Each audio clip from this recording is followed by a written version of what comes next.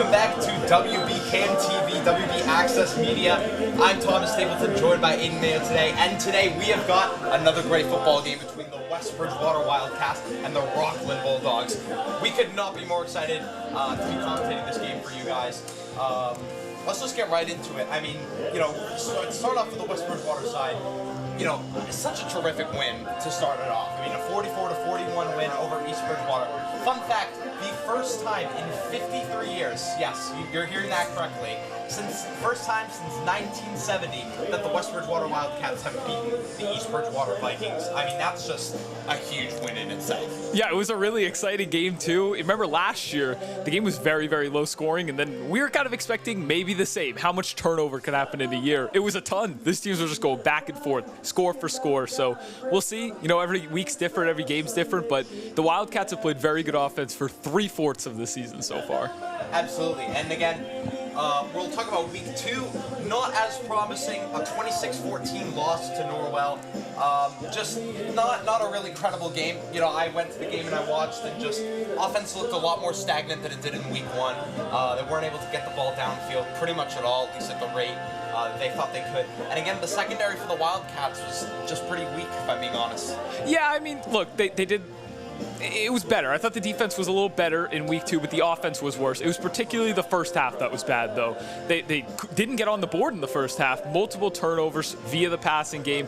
They did clean it up in the second half, though, which was encouraging. And again, that's why I say 3/4 of the season for the offense so far has been good. I do think that Norwell team compared to EB, they were a little bigger. They were a little more physical. They were a little more athletic. The Wildcats in both games so far this season have been down in terms of the size advantage. But where they can make up for that is getting these guys in space, all their playmakers, Ty Holmes, James Harris. These guys are blazing speed. They make guys miss. That's how they're going to win this game. Absolutely. And, following up with James Harris, I mean, he's been off to a tremendous start for this season, obviously against the Wildcats, over 200 yards rushing. 6 touchdowns versus East Bridgewater. Was not able to score a touchdown last week, but I'm betting on a big bounce back week from him.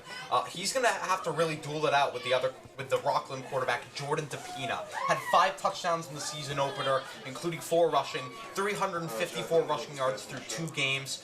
He's been a 2-time player of the week so far. This is going to be a battle, really, of just 2 scrambling athletic quarterbacks who love to get out in space. Yeah, it is. And I think for James, the struggles have been through the passing game. Granted, you do get Luke Destrant back today, though. So that's a huge, he's a senior. He plays receiver. He plays cornerback. So it's going to be big. You talked about the secondary having some struggles this year. He might be the best on the team. He's awesome at corner. So it's going to be a big boost for that passing attack. So we'll see. But definitely going to be a lot of running, as usual, for West Bridgewater. Absolutely. That's going to be a huge theme of this game, is seeing how Luke Destrant can impact the Wildcats coming in. And also, again, look out for Ty Holmes. He's the only guy to score for the Wildcats in both games so far this year. He was an absolute beast in the first game and had a really strong second game as well. Look for him to get involved early. Let's talk about the Rockland side of things. 2-0 start for the Bulldogs. Wins over Seekonk, 41-14, and Manchester Essex, 33-16. This is going to be one of the toughest tests for the Wildcats all season long. This is probably the toughest game they have left on the schedule. This is a team with a lot of athleticism that can really match West Bridgewater's speed. Yeah, in Jordan DePina, we already talked about him. That's a star quarterback you're going up against, and he's got a really nice set of skill position players, too. So whether it's running the ball or throwing the ball, they truly are a dual-threat offense. The defense is really going to be tested today. I think West Bridgewater's offense will have a decent bounce-back day, leaning on, the running game. You get Luke Destrant back. But defensively, how are they going to handle a team that can throw it and run it with such efficiency? Absolutely. Talking about Jordan DePina, one of the team captains. Also want to look at Joe Erner, another team captain, I believe. 2 touchdowns last game. He's going to be another impact guy for them. But just looking at their roster, looking at the captains, we've got Jordan DePina at QB, Terran Williams, Joe Erner, and Giovanni Coronel. So be on the lookout for those guys to make an impact early. Friday night. Welcome to West Bridgewater. Welcome to Wildcat football.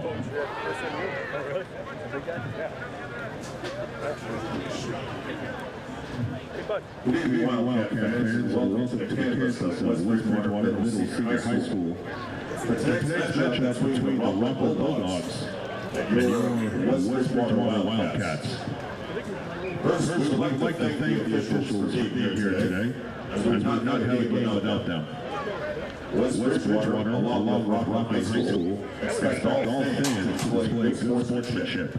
We remind all fans that we are dealing with young athletes who are trying to do their best for their schools. We request that all charities be supportive, and spectators are reminded that admission is not entitled one to jeer, criticize, or berate players, coaches, or officials. Spectators may be removed from the premises for unsportsmanlike behavior. Calling opposing players, coaches, or officials by name or number is not acceptable. Finally, we'd like to remind all spectators and fans, the only people that should be speaking with the officials are coaches and school personnel. Let's make this contest a positive athletic experience for all.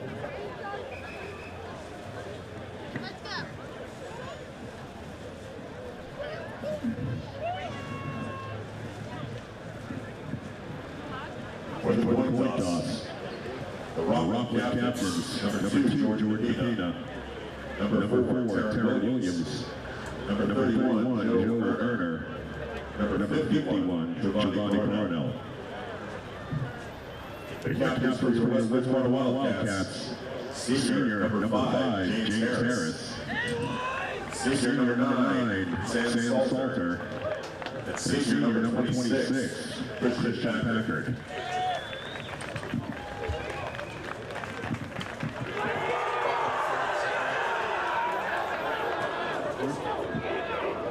The Bulldogs win the toss for the second half. Looks like the Rockland Bulldogs won the toss. They will defer to the second half, which means the Wildcats are going to start off with the ball to start the game. That's going to be huge for them, to really dictate the tempo and the pace of this game, slow things down, really get the run game going early. Yeah, if you're a run-heavy team, that's the way to go. You want the ball first. You want to play with the lead.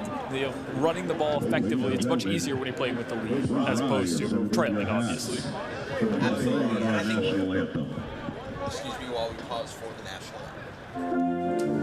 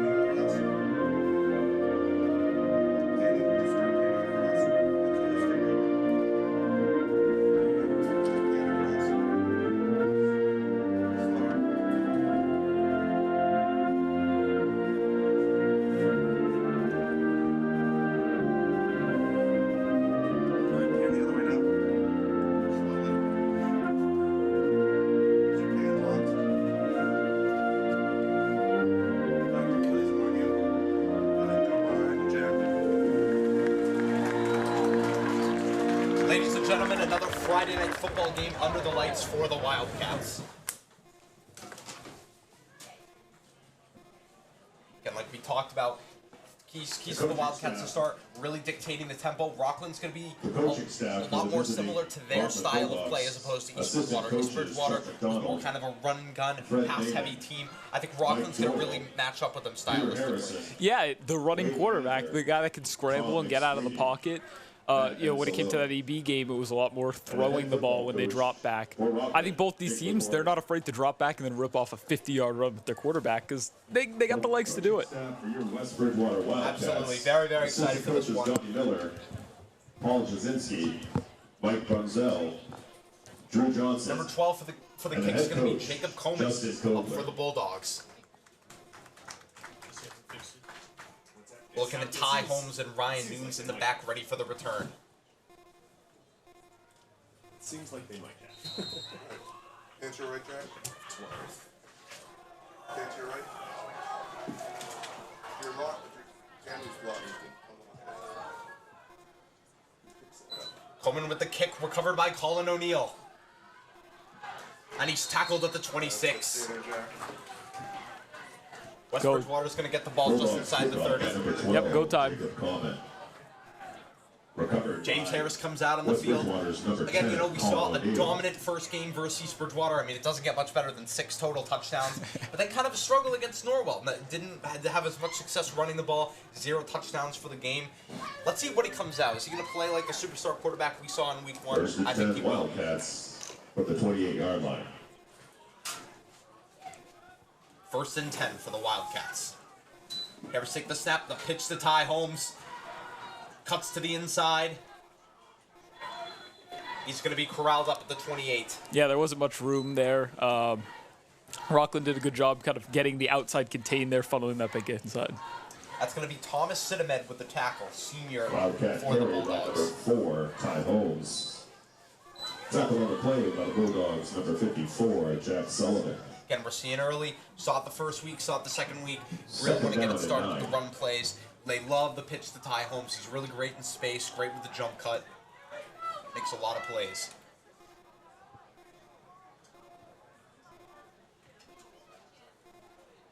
Harris takes a snap, and it's going to be a run play to Christian Packard. And we're looking about a 3rd and 3 for the Wildcats. He gets just to the 35. Yeah, it's a good counter after you do the toss to the right side. Then you come back with a fullback dive to the left. It's quick. I don't love it in 2nd and long, but it's an easy drive starter, and it's a good counter to what they did on the last play. Excuse me, we're looking at 3rd and 4 for the Wildcats. And this is kind of a position where they thrive in because Harris is most likely going to look to drop back. And if he does, he's best looking out in the open space. Let's see what they do here. Harris takes the snap, rolls out right. Got him. Luke, that's Good, he got his feet down. Gets the Good feet down catch. for a Wildcats first down. Luke is back. Let's go. Good catch. Good throw. That's just a spark for the passing game. Luke's going to be a key player for them against the passing attack for opposing teams and for their own passing attack. You saw there. Great throw, great catch. Good for a first down. Again, Destrap, a huge part of this team. This is his first game coming off of suspension, already making a huge impact for the Wildcats. Harris take the snap, handoff to Ty Holmes. Looks to get to the outside, shed the tackle, goes to the 40, 30, gets tackled just inside the 30 at about the 27-yard line. I like that. We talked about it last week that there was the size disadvantage. You want to get Ty Holmes and James Harris out in space, and a great way to do that is get them to the edge. Okay, Ty Holmes just burned Rockland there on that play, getting to the edge with his speed. I like it because we didn't see too much of that from their run game. That's a new addition. This is a very versatile running team. They have a lot of running plays that they can go to in different variations. That's kind of a newer one that we haven't seen a lot. I like it. Absolutely. We're looking at another first down for the Wildcats. Ty Holmes and Christian Packard in the backfield.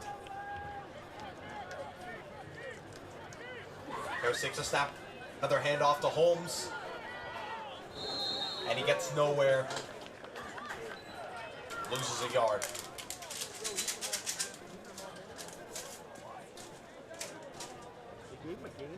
Again, sometimes with the run plays, you know, if we see it a lot on the earlier downs, it gets a little, you can tell it gets a little repetitive, and the defense knows what to expect. Yeah, the thing is, we're not going to say that a lot, though, with West Bridgewater. I think maybe if, at the end of the game, if it's kind of like EB, where, like, man, they're running so many plays, how many run plays could you possibly have? But luckily, they're so versatile in what they can do, and they have so many guys back there that it does keep defenses on their toes, typically. Harris drops back. Ah. It's going to be just high to Sam Salter, senior captain for the Wildcats. Yeah, that throw was just a little high. I don't think that was going to pick up a ton of yardage. Rockland was kind of all over that, but I like it. Get the short passing game going. It's an extension of the run game. We talk about that all the time. You want to get this offense to be even more versatile. I know they're not the best passing team. They haven't proven that so far, but the potential's there, and you can get the short passing game going to kind of be an extension of it. Des Tramp and Ryan Nunes out wide for the Wildcats. We're looking at a handoff to Sam Salter. Didn't get much yardage there. We're looking at a 4th and long for the Cats. I think in Rockland territory, they go for this. Yeah, this looks like a long shot, but you gotta sometimes trust your playmakers and see if they can make a play happen. Yeah, I think this early in the game, again, essentially, what are you going to do? Punt from here, right? You know, it's a weird spot on the field where I don't hate going for it. It's not like Rockland's going to have great field position if you don't pick this up anyway.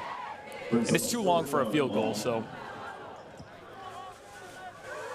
Harris takes a snap, fakes the handoff to Salter. Throws out right to Salter in the flats. There you go. Salter gets some yards, but it's not going to be enough for a first down. We're looking at a turnover on downs for the Wildcats. I like getting Sam involved like on those jet sweeps out of the backfield though, because he's one of their best playmakers, and it's been quiet for him so far, and really just because he hasn't got the ball enough. But they're putting him in these opportunistic situations to get the ball out in the flats, off jet sweeps, getting to the edge. I like it. And the Rockland Bulldogs are going to take over. We're seeing Jordan DePina for the Rockland Bulldogs, number 2 senior captain. Again, really explosive playmaker. Five touchdowns in the season opener. Over 350 rushing yards through 2 games. 2-time player of the week. This is a big time quarterback. And it looks like we're going to get a spot check on the field. It did look close. Our angle is tough up here, but it looked close. If you told me that was a first down, I wouldn't have been shocked. It's going to be really close.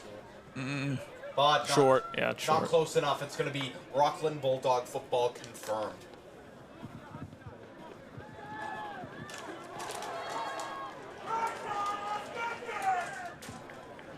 Another guy that the Wildcats are getting back is Miguel Pleasance, defensive back for the Wildcats. Just someone who's really explosive, could make a lot of plays in the secondary for the Cats. Yeah, it's a new look secondary for sure. I don't think it's going to change their scheme too much.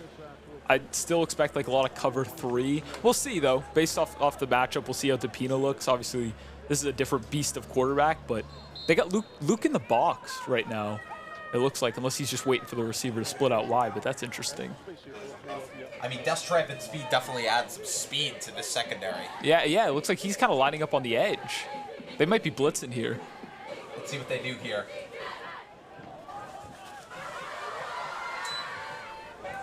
They do blitz, but Jordan DePina gets out in space. Gets out to the 40. Yeah. And he's going to run out of bounds just past the 40. That's going to be a Rockland Bulldog first down. That's the tough thing about blitzing. I like the idea because they've done this a lot in the first half. So they'll get after the quarterback early in timely situations. It's not a blitz-heavy defense, but they'll do it in timely spots just to throw things off rhythm, give the quarterback a different look every once in a while, keep him on his toes. But DePina's going to be tough, and with how good this Rockland run game is, if you can get the ball out quick or run it effectively and hit a gap, it's a good counter to the blitzes. So we'll see if they stick with it. But Luke at defensive back gives them that different look because he can play in the box. He has the size and physicality to do it. But as you can see here, he can also split out wide. Great coverage corner. DePina takes the snap. Handoff to 31. That's going to be Joe Erner, senior captain for the Bulldogs. And I do have to say, I thought that was pretty impressive. West Bridgewater has its own Tony Romo sniffing out the blitz on the first down, first play of the possession. Very impressive. Joe Erner with the carry. Good for 5 yards, where he's met and tackled by West Bridgewater. Joe Erner, another very solid contributor for the Bulldogs. 2 touchdowns last game. He's another really strong impact guy for this versatile Bulldog run game.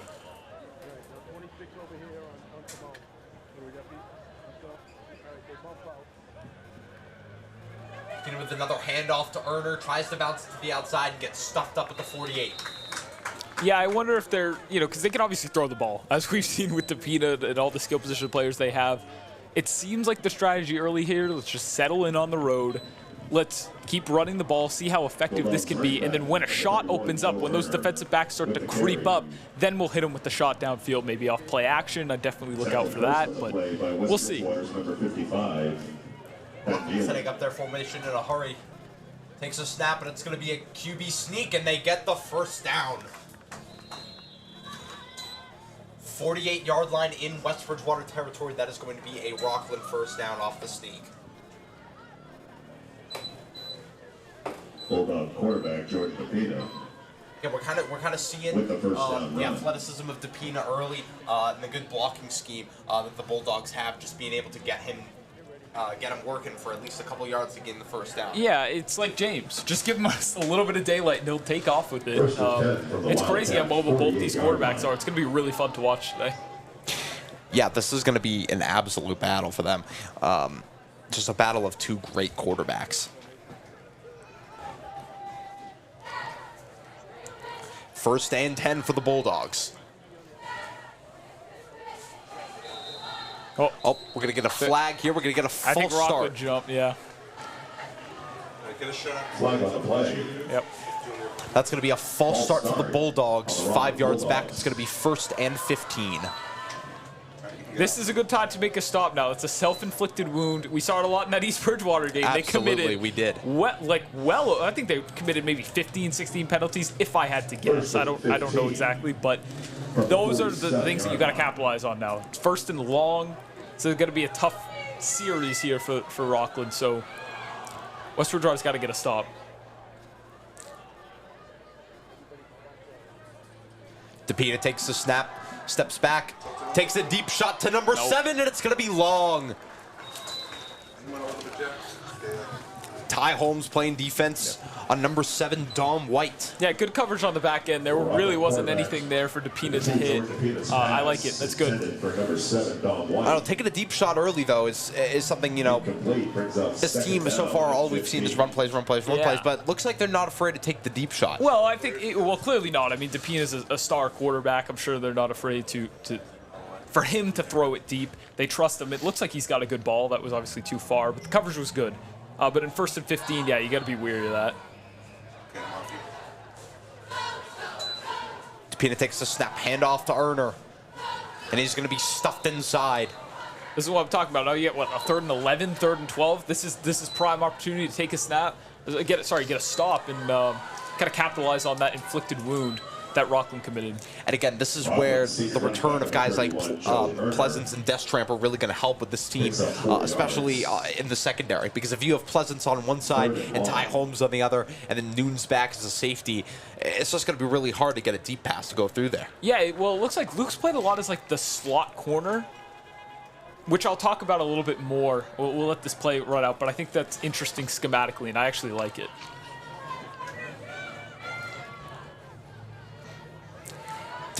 DePina takes the snap, looking to get something started with a jump cut, and it's going to be swallowed up. Play. Chris Flip. Is that going to be Chris Flip for the Wildcats? Bulldogs quarterback number 2, George DePina with the run. Yeah, number 59 for the Wildcats. It's going to be Chris Flip, another guy coming off of a suspension, coming back for the Wildcats. These guys are making a lot of impact early on in this game. The defense looks way better. Again, only one drive, but these are impact players. These are impact seniors making a big time plays so far. Timeout on the field, West Bridgewater. We're looking at a West Bridgewater timeout here. And again, I think the story of this game is the Wildcat returners. They're just making such a strong impact on this team right from the jump. Yeah, and it's awesome to see it really, again, an injection into the secondary. It's been a bit of an injection into the passing game, too. We saw that catch that Luke made, which has been one of their best of the season so far. And we're only 2 drives in, so we'll see how it plays out for the rest of the night. But it looks like these are some big additions, getting Chris Flip, Miguel Pleasance, and Luke Destramp back. I mean, you got a guy like Flip with, tall, strong, athletic, and then you've got guys like Luke and Pleasance who are more on the quicker side. It just adds another element to their defense. And honestly, this is a different Wildcat team going forward, looking at how they're going to be able to contribute on the field. But it looks like we've got Nunes and Salter back for the punt return.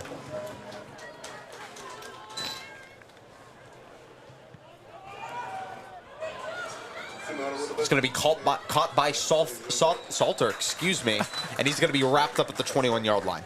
Yeah, but I was talking about the defense while we got a minute here.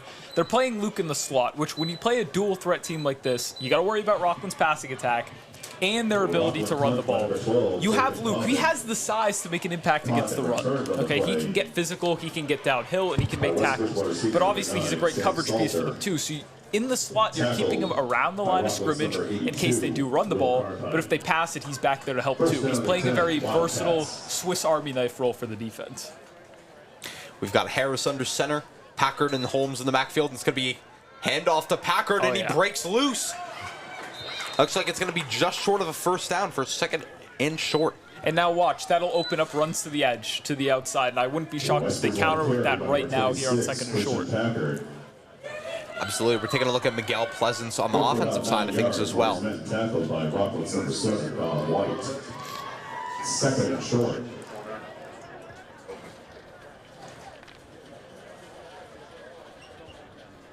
We've got Luke on the right side going out wide as receiver. Pleasance on the left.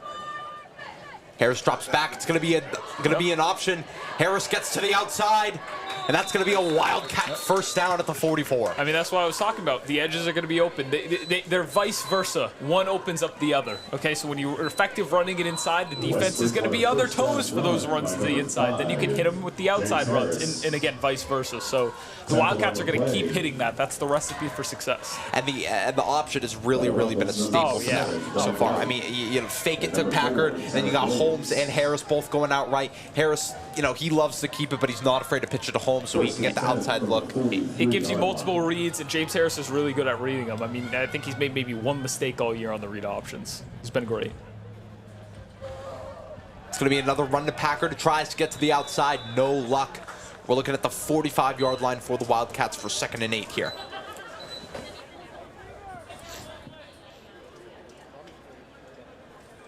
Changing up the personnel package. 26, Kristen Packard.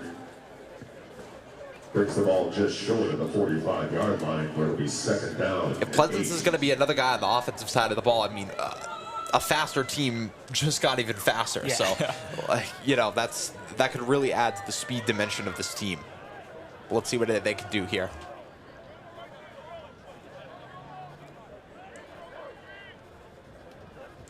Harris takes the snap, pitch to Holmes on the outside. Yep.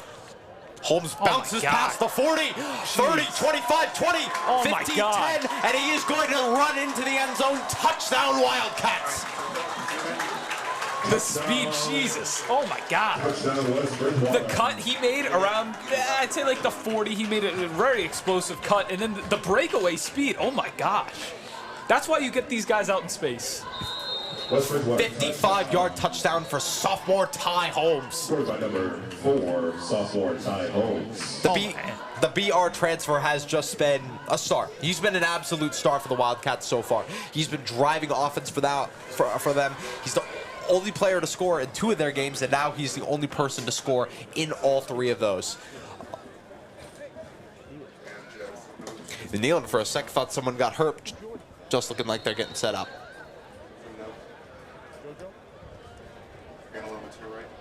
Gonna go for 2 here. Nope, just holding. Nope. Harris the holder and Jacob Smith, sophomore for the Wildcats with the kick. It's up. And it's good. Wildcats take a 7-0 lead. We've got 2 minutes and 1 second left in the first quarter. And that's huge. Huge for the Wildcats. They, not the greatest first offensive possession, but they go down, they get a clutch stop, and then they go to march right down the field and score. Yeah, that was one hell of a run play. That was Ty Holmes. That speed, that explosiveness. He's so shifty too. Like his center of gravity is so low. He can just sift through a defense, and then he breaks away. And that was one of the best runs of the season. That was awesome. Absolutely. Again, the Bridgewater random transfer had a lot of options for schools that he could have gone to, but he chose to come here, and I mean, clearly it's paying off. I'm happy about it. I think the Wildcat family is very happy to have Ty Holmes. So interesting, we've got Jacob Smith doing the PATs, but it looks like we're going to have Luke Destramp doing the kickoffs here. Yeah, he kicked the PATs for them last year, and I'd assume it's just, you know, it's just a strategy maybe for a little more strength. But Luke has kicking experience. This is not his first time. Number 7 back for the Bulldogs, Dom White. And number 4 on the right side, Taryn Williams.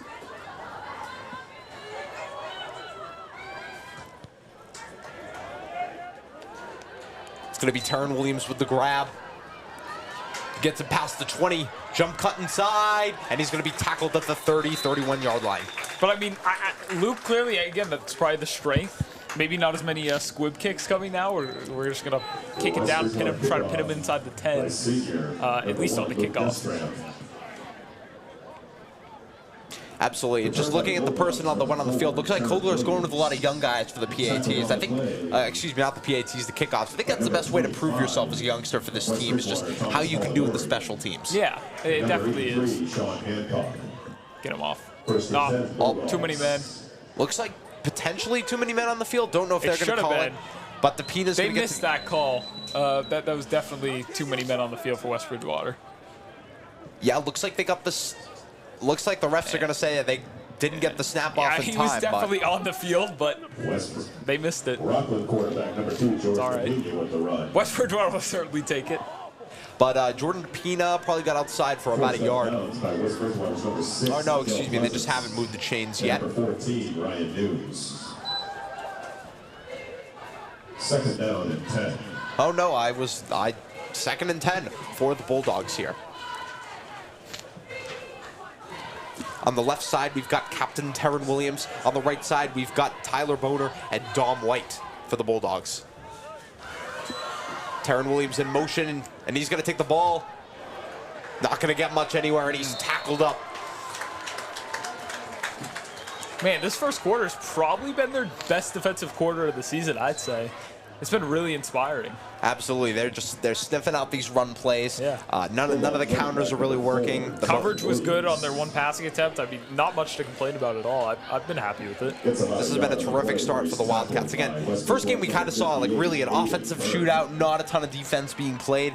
But so far through the second game, I mean, through the second home game, excuse me, this defense has looked a lot sharper, a lot quicker, and they're quicker to read out plays.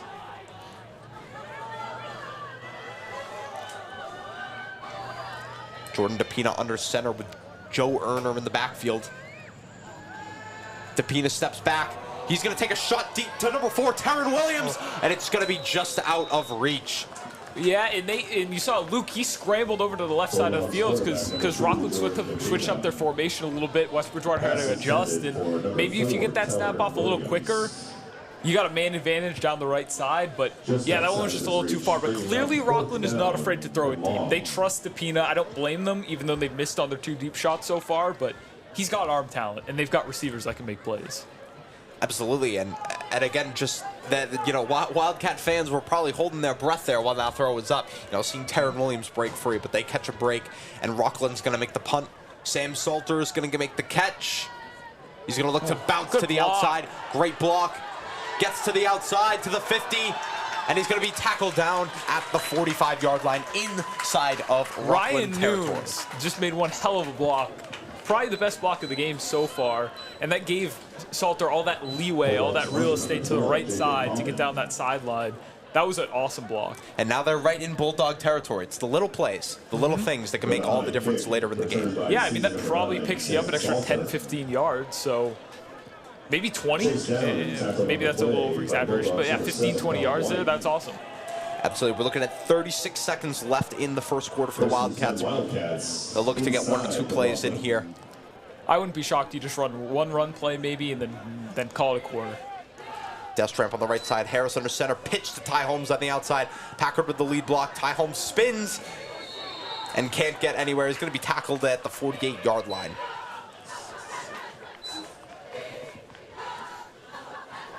Let's see if the Wildcats are going to let time run out here, if they're going to get one last play in. I'd let time run here. A yard or 2. Maybe just try to get them jump off sides. Go up there, try to get them jump off sides. If they don't, call it a quarter. They got 7 seconds. They Yeah, got to won't be enough time. They got to organize it pretty quickly. Nope.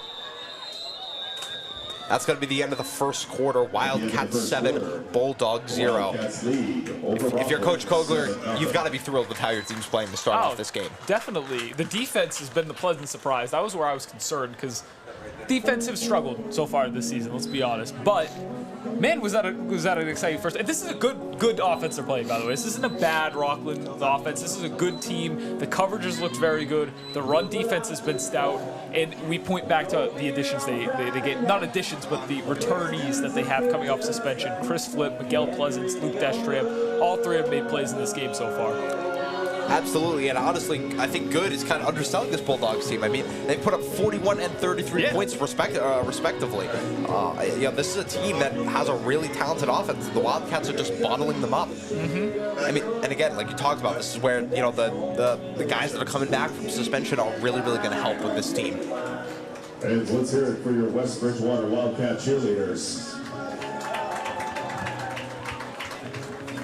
but the Wildcats are going to take it at the 45 for a 2nd and 10 in Bulldog territory. We've got Harris under center, Holmes to his right. Let's see what the Wildcats go with here.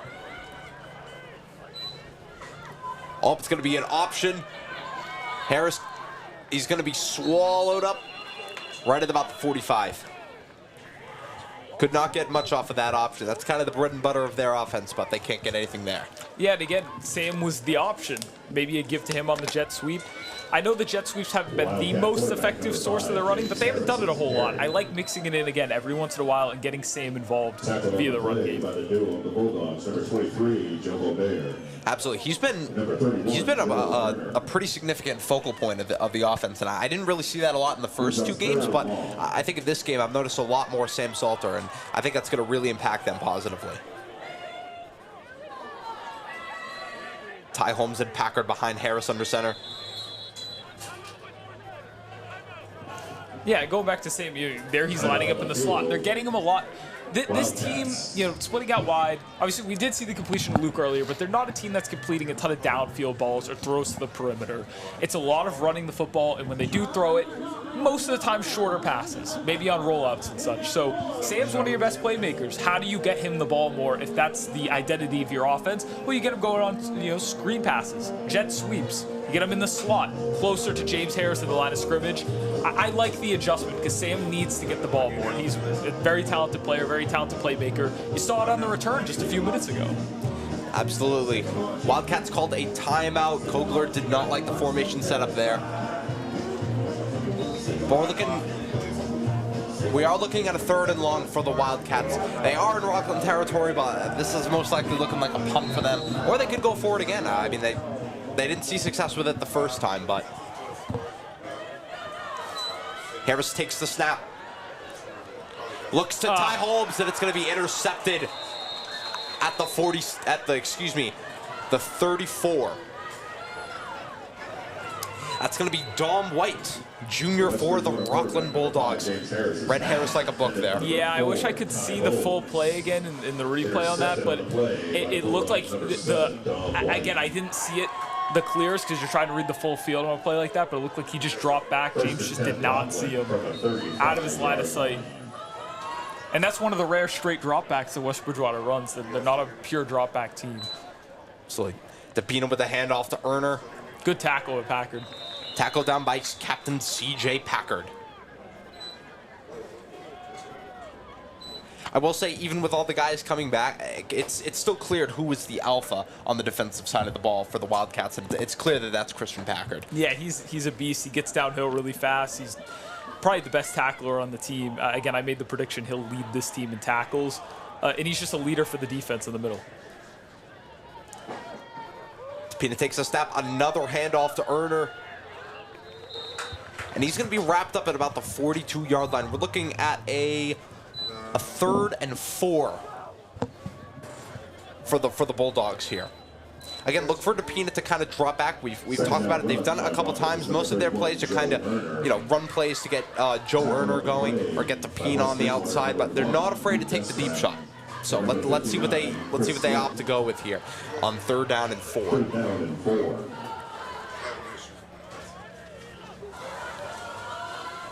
DePina rolling out right. Looks to get to the outside, and that's going to be a Bulldog 1st down. Tackle made by C.J. Packard. Well, you saw like Frechette there.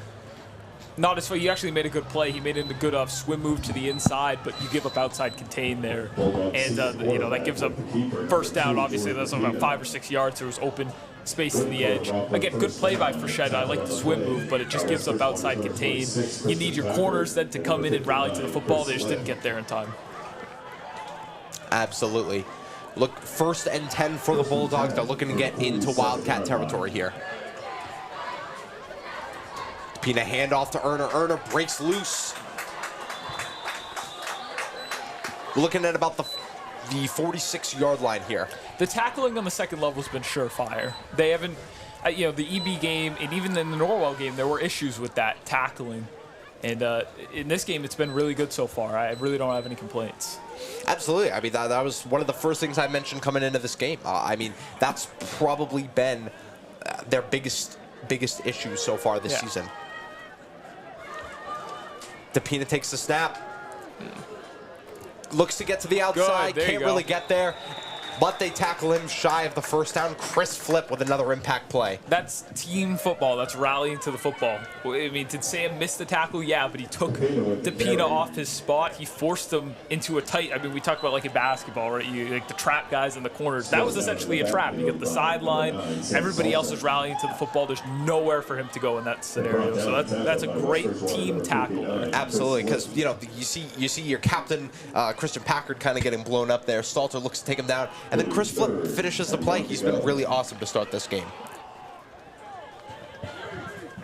3rd and 1 for the Bulldogs here. Being a handoff to Erner. Oh, that's looking like a 1st and more for the Bulldogs. They're going to be down at the 39-yard line. It's going to be Captain Joe Erner. He's really been a beast in the short yard in terms of gaining short yards for this team so far. Yeah, I wonder if they'll like catch him off guard in a 2nd or short or a 3rd and short one of these times, but it feels like the essence is you're in a short yard situation like that. You know what both these teams are doing. They're running the ball. Yeah, absolutely. DePina under center. Tyler Boner out left. Another handoff to Erner, but that's going to be he's going to be tackled by Christian Packard. I think that was. I don't know if that was Packard. He was in on it after, but. I believe it was Packard. He really took the brunt of the hit to his chest, but just used his momentum against him to just take him right down to the ground.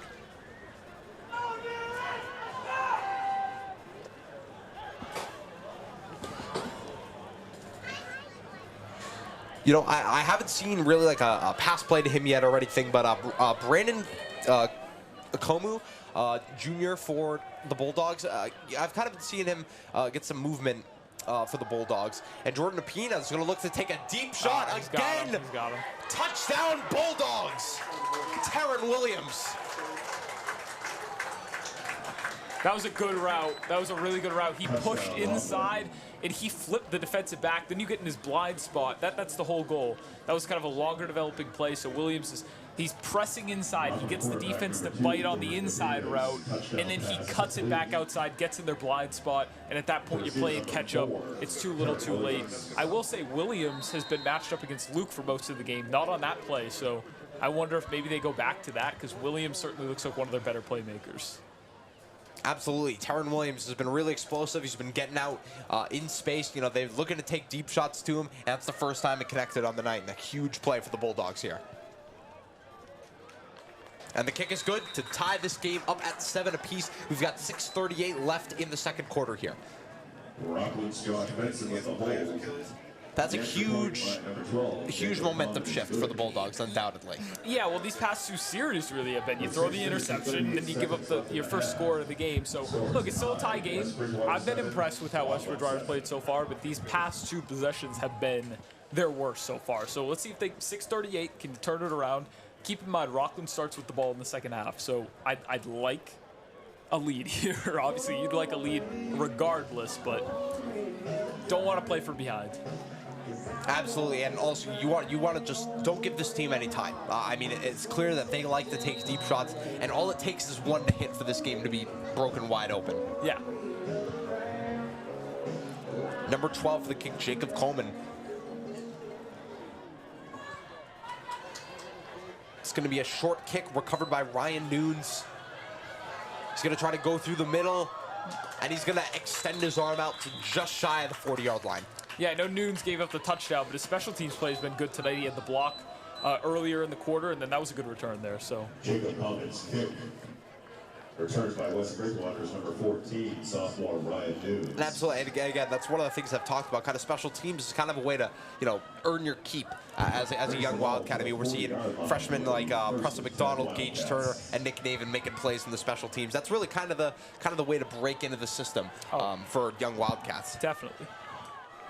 Make your mark on the special teams.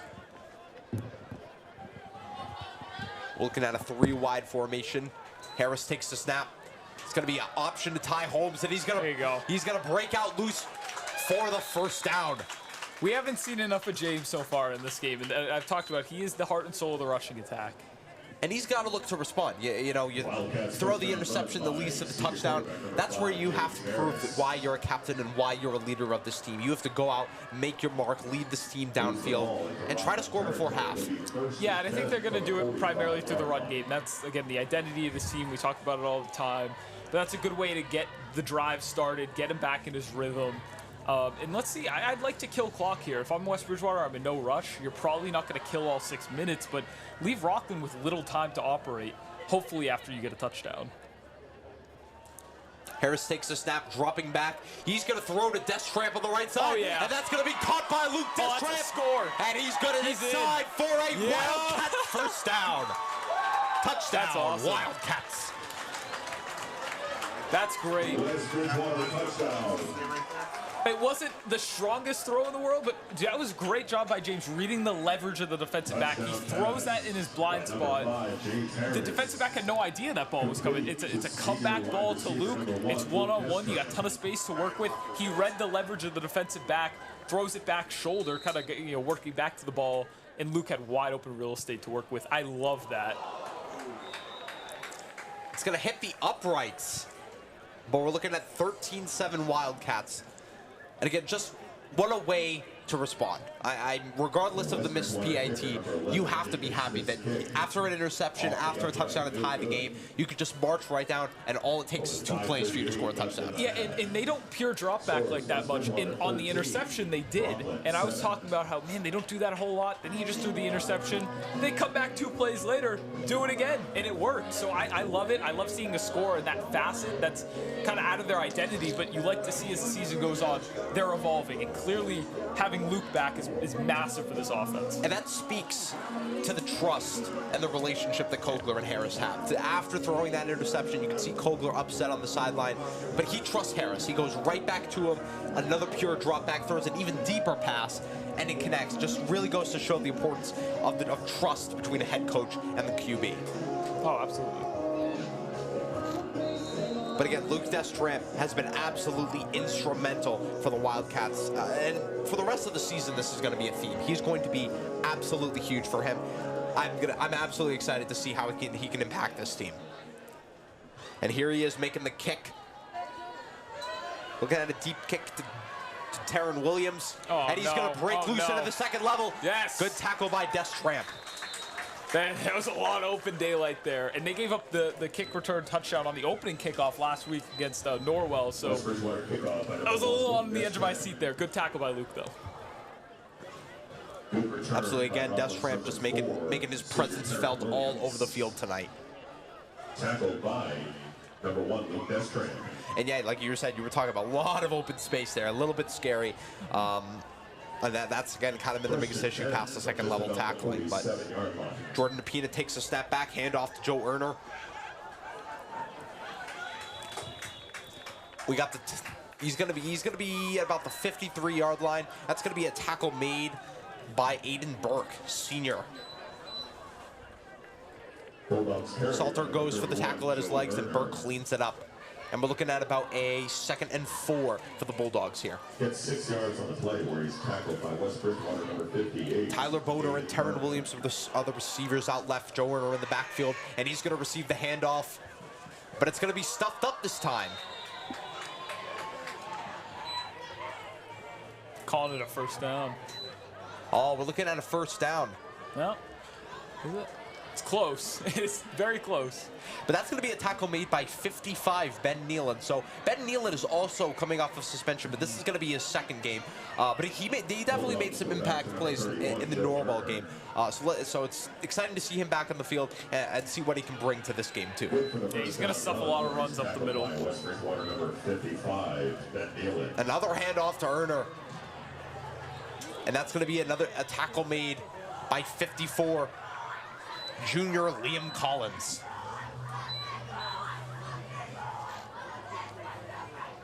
Again, Depina's kind of been the headline guy for them. 2-time player of the week, obviously putting up ridiculous numbers, but so far their go-to guy has been Joe Erner, their senior captain. Yeah, this was the perfect week to get all those guys back in the secondary, because they clearly can air it out. They've proven that before, but West Bridgewater's responded. This has been an awesome defensive showing. Absolutely high snap to DePina, and they're going to tackle him just shy of the 35-yard line.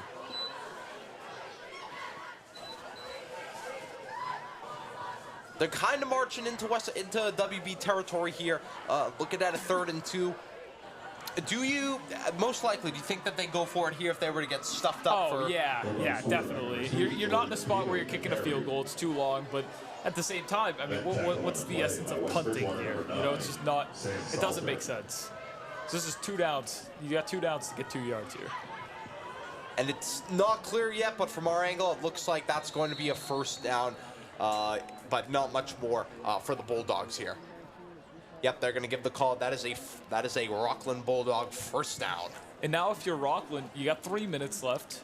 If there's an explosive play there, you take the score and take the touchdown. But I wouldn't be shocked if they're going to keep leaning on the ground game. Again, the passing attack hasn't been all that great so far, but also you want to kind of kill clock. Leave West Bridgewater no time. You would enter the half with a lead, and you're going to get the ball to start the next half, so it's just so advantageous. You got to play the clock game when you get to the end of these halves. DePina takes a snap, another handoff to Erner. Erner loose out in space, and he's going to be tackled inside the 15. We're looking at another Bulldog 1st down. And yeah, I mean, it's like you said. I mean, the Wildcats, like I said, last drive, it took them 2 plays to score. So any amount of time, you never know if they're going to be able to break one loose. So you really got to be careful with the clock situation here. Yeah, and it's probably going to end up being another test for their passing attack, which is the more unproven portion of this team, because when you're left with limited time, unless they can rip off a big run on one of their first plays of the drive, they're going to be forced to eventually throw it. Pina takes a step, another handoff to Erner. He bounces to the outside and plows into the end zone. Touchdown, Rockland Bulldogs. Joe Erner bounces it up the middle to the left side and powers his way through. We're looking at a 13-13 ball game before the PAT. Bulldogs touchdown by number 31, Joe Erner.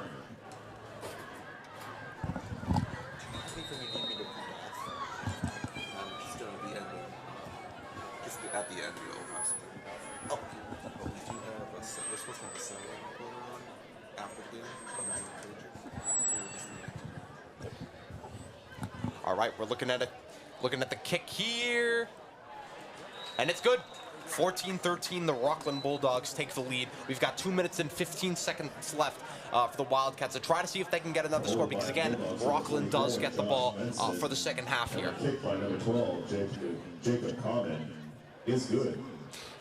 It really can't be understated how important of a drive this next one is going to be for the Wildcats, because this isn't a team that does well playing from behind. So all of a sudden, if they get down 21 to 13, let's say, and something happens, then it's the second touchdown, and then it's a lot harder for this team to kind of make that ground up. Yeah, the passing attack, it's looked decent today besides the interception. Obviously, getting Luke back seems to be a big addition for this offense, but on this drive, it's going to be tested eventually. Again, I talked about unless they rip off a big run here on the first play, second play, maybe the third play, they're going to be forced to throw it. If you are going to run the ball, I'd prefer something to the perimeter, to the boundary, where you can get out of bounds and stop the clock.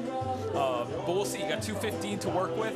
And again, unless you rip off a big run on the first or second play, you're going to be forced to air it out again. That's going to be caught by Nick Naven at the 30-yard line, freshman for the Wildcats.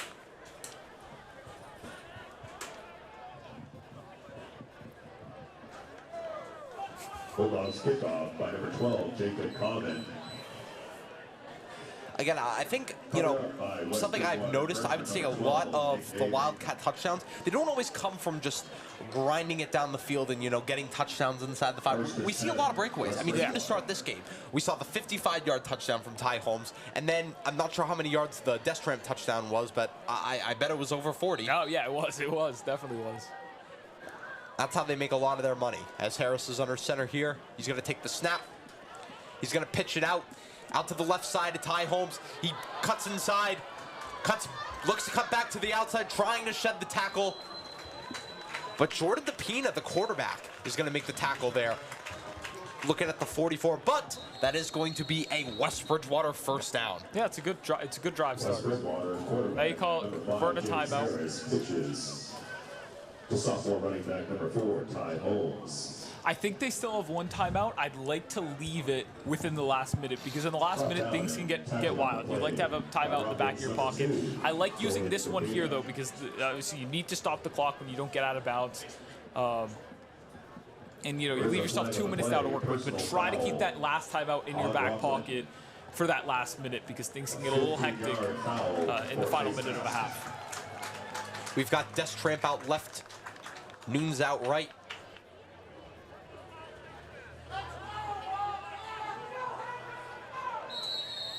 First down and 10, West Bridgewater. We're looking at a 40-yard line. Well, the Wildcats are going to take snap here at the 40-yard line. Harris drops back. He's looking for Destramp again. Looks to make the catch. Oh my God! Touchdown, Wildcats! Wow! Luke Destramp. Are you kidding me? What a grab!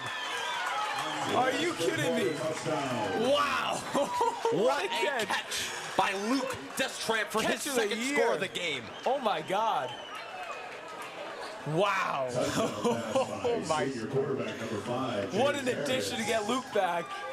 How did he catch that? That was electric. How did he catch that? Absolutely electric. Wow. Caught it right on top of him, bobbled in his hands, didn't matter. It is clear Luke opens up so much for this passing game. And he's gonna take the extra point too. And then he said on his head. And it's good. good. Oh my gosh. Wow. What a catch. Who said they couldn't play from behind? Not us. We Not didn't us. say that. We would never say anything like that. We did not say that.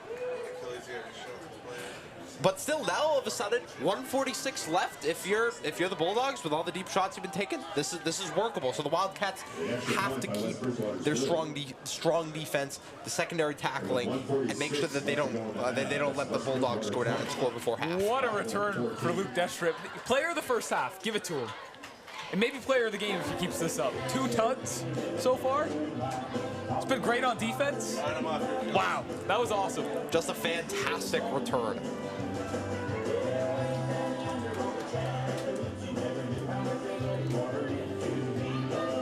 We're looking at a 22-14 lead. West Bridgewater Wildcats over the Rockland Bulldogs with about 1:46 left to go in the second quarter before halftime. Luke Destramp is going to be here on the kick. That's going to be cut by Terran Williams. He's going to go up the middle. He's going to make a cut. And we're looking at the 36-yard line for the Bulldogs. And if you're the Bulldogs, how do you respond to that? It has not taken much for the Wildcats to march down the field and score in 2 straight drives. How are they going to respond here? Defensively, I mean, that matchup, maybe you need to change something there because Lucas burned him twice on the boundary on the perimeter. I'd say offensively, obviously, you want to respond with points before the half. Rockland's probably going to have 2 opportunities, though, to respond because they're going to start with the ball in the second half. And there probably won't be enough time for West Bridgewater to do anything here if they do stop Rockland with 1:39 left in the half. DePina drops back. He's kind of rolling out right. He is going to take a very deep shot. No way. Oh, that's going to be just overthrown. Again, Terran Williams, that's been his favorite downfield target to start the half. Again, another overthrow there, but that was 1st and 10. They're clearly not afraid to throw the deep ball. Overthrow, but if you underthrow it, that's probably picked. Absolutely. And so I would have liked to see DePina maybe take off there. You could probably scramble, get a few yards, get out of bounds, stop the clock, because that ball had no chance. Nope. He was in double coverage. It was tight coverage. Things on the back end have been great for West Bridgewater. That was my concern heading into the game. So the defense just keeps responding. DePina under center, 3 receivers to his left. Another drop back, that's going to be a screen pass to number 7, Dom White. And he's going to be wrapped up. Luke and Packard in on the tackle. We're looking at a 3rd and long. I believe another 3rd and 10. I don't think they gained any yards from that. They're going to kind of let time tick here, though. Because, again, if you don't get something here, and if you stop the clock and don't get something here, that leaves too much time for the Wildcats. This is not 4-down territory. You got to punt if you don't pick this up. DePina dropping back, looking to scramble out right. Throws it to Terran Williams. That's going to be awfully close. I think it's close. I think it's a little short. We're going to see where the spot here is. Yeah, that's short. DePina's pass complete to number 4, Terran Williams. Tackle on the play by West Bridgewater senior number 9, Sam Salter. The spot will be everything, but it's going to be 4th down and very short here. 51 seconds left. Staying out on the field. It is a 4th and short, and their guy Joe Erner to start this game has been just chugging out short yardage. So let's see what they do here. DePina handoff to Erner. He bounces to the outside. 1st down and more. Into Wildcat territory for a Bulldog 1st down. Rockland's got to hurry though. 44 seconds. Unless they call timeout. Yep. There you go. We're looking at a Rockland Bulldog timeout. I think that's their last one. I'm 90% sure that's the last time out. So now they got to go 45 yards, no timeouts, 44 seconds. Like possible short, but West Bridgewater's defense has been playing pretty good today. I like their odds. I like the Wildcats' odds to head into this half. I don't want to jinx them, but I like their odds to head into this half with the lead. Absolutely, and I mean, the run game, they've done a pretty solid job of at least containing it. But the big thing is just to protect the deep ball. Which they've done, besides the one play, it's been good. The coverage has been stout. But I wouldn't be shocked. Maybe, it's been cover 3 a lot today. Maybe you drop into a cover 4, a little extra support on the back end. You're okay giving up the short yardage stuff. Let's just make sure no explosives are given up here. Yeah, they're 1 for 4 on deep passes today without a 25% accuracy. So we could see them try another shot here. DePina's going to take the snap. He's going to roll out right. He may look to take off. Nope, he's going to throw it to 87. Oh, but it's dropped. I think that's an incompletion. We got, flag. Contact by Salter, but are they going to... I'm not sure what the call is going to be here, but that was a big hit from Salter. It may have something to do with that. I think Miguel's hurt, too. Looks like a calf injury with something on his leg. Yeah, Pleasant's kind of grabbing his hamstring here. Teammate helping him stretch out, but... Frechette was pretty disruptive. He took DePina off his spot and forced the roll out there, too. But now we got an injury and flags on the field. Not sure what the call is going to be, but the trainers are heading out on the field. Let's hope... Let's hope Pleasance is all right. He was having a really solid start to his first game of his senior season.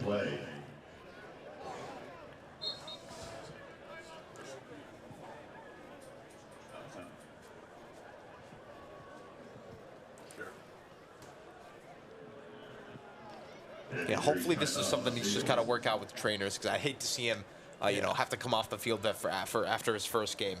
Yeah. Again, not sure what the flag on the field here is. Salter made a pretty big hit on him, but I don't think it was anything like that.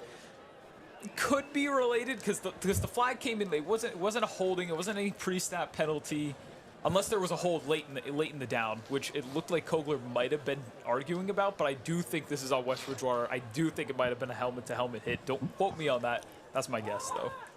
Yeah, I think that's what we might be looking at here. The referees have yet to make a call here. As Pleasance is still down on the field.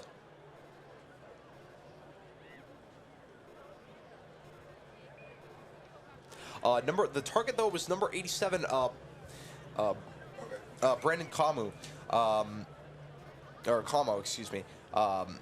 Yeah, he had a nice route there, just couldn't hold on to the ball, but that would have been a massive gain for them. But if the Salter hit is called as a penalty on the play, that could be pretty big for the Bulldogs, as the trainers are helping Miguel Pleasance off the field.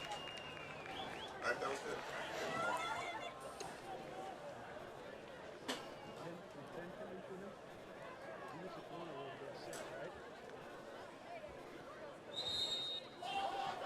Yeah, we're looking at a Rockland first down, so very possible that it was helmet to helmet here, not clear on the communication side of things. But the penis stepping back, tries to get out of nowhere. 55, Ben Nealon. And that was a situation where the edges both beat the tackle, forced Depina to step up in the pocket, and then Ben Nealon's there to clean it up. And now they're forced to take their last timeout with 30 seconds left. You're going to see more of those dropbacks because you can't run the ball. No timeouts, 30 seconds. You got to go, what now, 35, 36 yards? So it's going to be more of those pure dropbacks. It's going to be the passing attack that's going to get the job done or send this thing 2014 into halftime. And again, Ben Nealon just coming plowing through the middle. Depina didn't see anything he liked, tried to get out and scramble, and Nealon wasn't allowing any of it. Yeah, pass rush got home. We're looking at 2nd and 14 up for the Bulldogs here. 30 seconds left in the game. Wildcats are up 6 here. Stop here would be absolutely instrumental for them.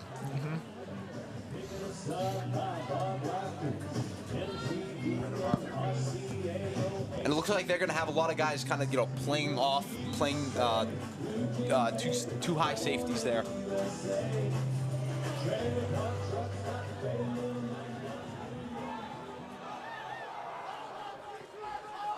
Depina under center in a bunch formation on the other side. Depina rolling out to the right side. Doesn't see anything he likes. He's going to take a deep shot, though. Pick that. Good play away by Luke Deschamps. Great play. Terrific pass breakup by Deschamps. He had time. He lined that up perfectly. Well played. Luke, player of the first half, without a question. Again, he was looking to target Taron Williams. Yeah, that's been his favorite target. That's been his favorite target so far. That throw was late. He had there was space there, but there's not enough mustard on it. It's got to get there quicker, because then you're just leading him into a tight space, and Luke had plenty of time to make a play on that ball. But if anything, you took 9 seconds off the clock. That's less time to give it to the Wildcats. You took a shot. No, I mean, at this point, you're not worried. No. You're not worried about the Wildcats getting the ball back here. You got to score. You got to score now. Depina looking to bounce to the outside. Get out of bounds. And he gets out of bounds. Yep. Smart play, but they are going to bring up 4th. Clock should stop if you got out of bounds. Yep, clock is going to stop at the 8 seconds. He got out of bounds way sooner than 8 seconds. I think we're at 15, 14 seconds maybe. They may look to fix the clock here. But if it does stay 8 seconds, what do you look to do here if you're the Bulldogs? Take a shot to the end zone. I don't know. I don't have too much intel on their kicker. This is a pretty long field goal. I know in the NFL you probably just kick a field goal here, take your losses. Three points is fine. 3 points is fine. But in this situation, Rockland, you just got to drop back, take a shot at the end zone, and that's it. That's your only hope. That's your prayer. Call on the field was that he did not get out of bounds, and it was a timeout for the Bulldogs. Okay, so they had one timeout left. They just used it there. Okay, but yeah, you got one play here if you're Rockland. Yep, one play, take a shot, see what happens. Right. West Bridgewater should drop. It looks like cover 4 is going to be the answer here. That I would absolutely agree with that. Drop guys back into the end zone. You need extra support to the end zone. Left to right, we're looking at sophomore Ty Holmes. Oh, Miguel Pleasance is coming back in the game. Yeah, like I was saying. West Bridgewater. Oh, we're going to get a West Bridgewater timeout here. Yeah, why not? Burn your last timeout. Make sure you're set up right. Make sure communication, everybody's on their P's and Q's. This is the last play of the half. This is it. I think a lot of that timeout was to get Pleasance back in the game. Yeah. It's clear. The trainers checked him out. He's all good to go. Make sure everybody's on the same page.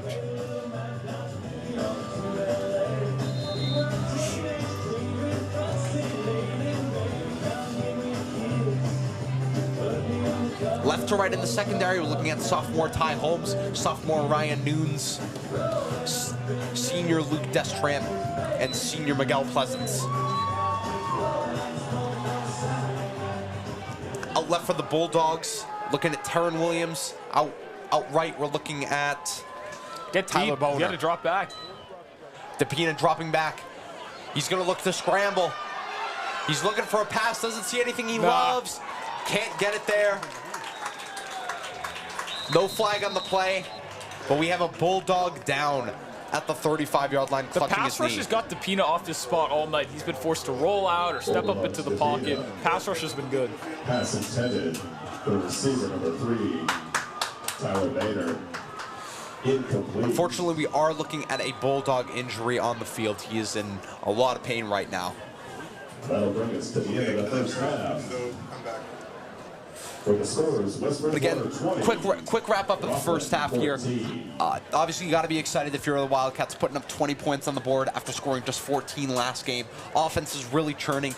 Obviously, Luke Destramp, like you talked about, player of the half. Yeah, he's player of the half. There's no doubt about it at all. 2 touchdowns. There were awesome catches, awesome plays. He made the pass breakup deep. He's made some tackles. It's been 3 phases of the game. Awesome stuff from Luke. And James Harris in the passing game, I mean, he's been pretty spectacular. I mean, again, kind of reading the leverage on the first touchdown pass to Luke. And that was a really good ball on the second one. Put Luke in a position to really make a play as the receiver. I think Harris, outside of the interception, I think he's been really awesome, and he's really been leading this team on the offensive side of the ball so far. Definitely. And it's great to see the evolution of this team as a passing offense. We know the running game's there. They're throwing it now, though, and it's working. Absolutely. Looking on the Rockland side of things, Joe Erner has kind of been their guy to start. You know, Tapina's been getting all the headlines, but Joe Erner's really been their man for them to start so far. Definitely. You know, the run game up the middle, it's been solid. It's been efficient for them. They did connect on 1 deep ball. Other than that, though, run defense has been pretty good for West Bridgewater. Pass defense looks much better than we've seen in the past 2 weeks as well. So the defense for West Bridgewater has been, to me, the highlight improvement, I should say. Absolutely. I'd love to see in the second half then try to get Tapina out in space more. I mean, this is a guy that's, you know, looking at over 170 rushing yards per game. And I don't think he's not anywhere near close to getting that this game. Close. So I really think one of the focal points for the Bulldogs for the second half coming up is just to really try to get him involved. But we will see you guys to start the second half.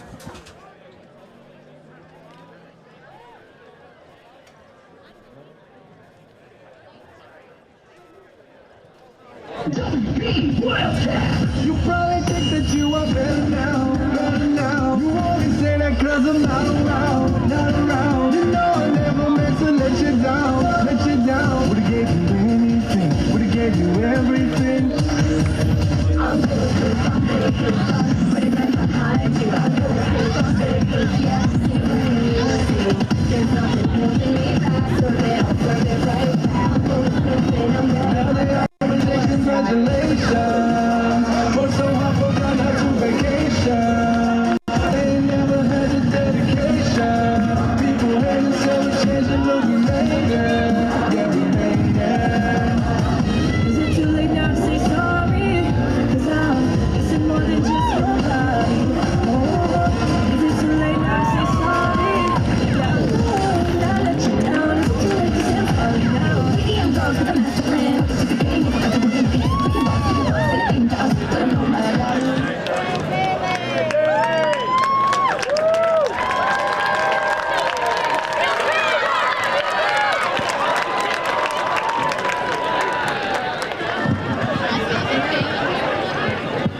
Put your hands together for the West Bridgewater Wildcat cheerleaders.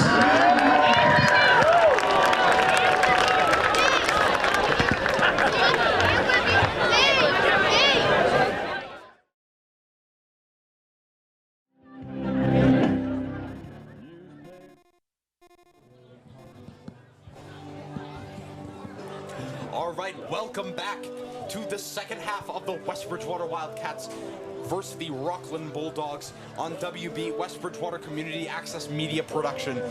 I'm Thomas Stapleton, Aiden Mayer. We're back for another great second half. I mean, this has been a tremendous battle to start. 20-14, the Wildcats are leading to start.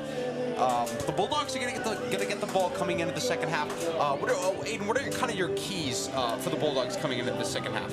Yeah, I think I want to see more of the run game because that's been their most efficient source of offense. I'm surprised the passing game hasn't worked as well as I expected. It hasn't worked as well as I expected, but that secondary needs to be softened up a little bit. They need to get closer to the line of scrimmage before Rockland can take as many deep shots as they did in that first half. Maybe 5 or 6 did they take? I think you got to run the ball more, get West Bridgewater into a softer cover 3, and then you can take more deep shots. But yeah, so this opening drive's got to be a lot of the run game, I think. Yeah, without including that kind of last-minute dart chuck by the quarterback at the end. They have been 1 for 5 on deep passes so far. So not really a great clip. But again, they're kind of the Wildcats are kind of bottling up their running attack. I mean, DePina really hasn't done much as a rusher. Their main guy has been Erner, but he's been good for a lot of short yardage chunks, but no big plays. I would like to see them. West Bridgewater does this a lot with James Harris, where it's the quick options, but you're also getting James like downhill up the B gap, right? You're shooting him upfield. I think West Bridgewater has done a very good job team tackling today. So those runs, designed runs to the perimeter, to the outside, they've been all over it. But if you can get a quick hitter, it's a different look with DePina, who's a great runner. That's what Rockland should do. I'd like to see that on one of their first plays, because I think that could work. It's something different that they haven't really utilized yet in this game.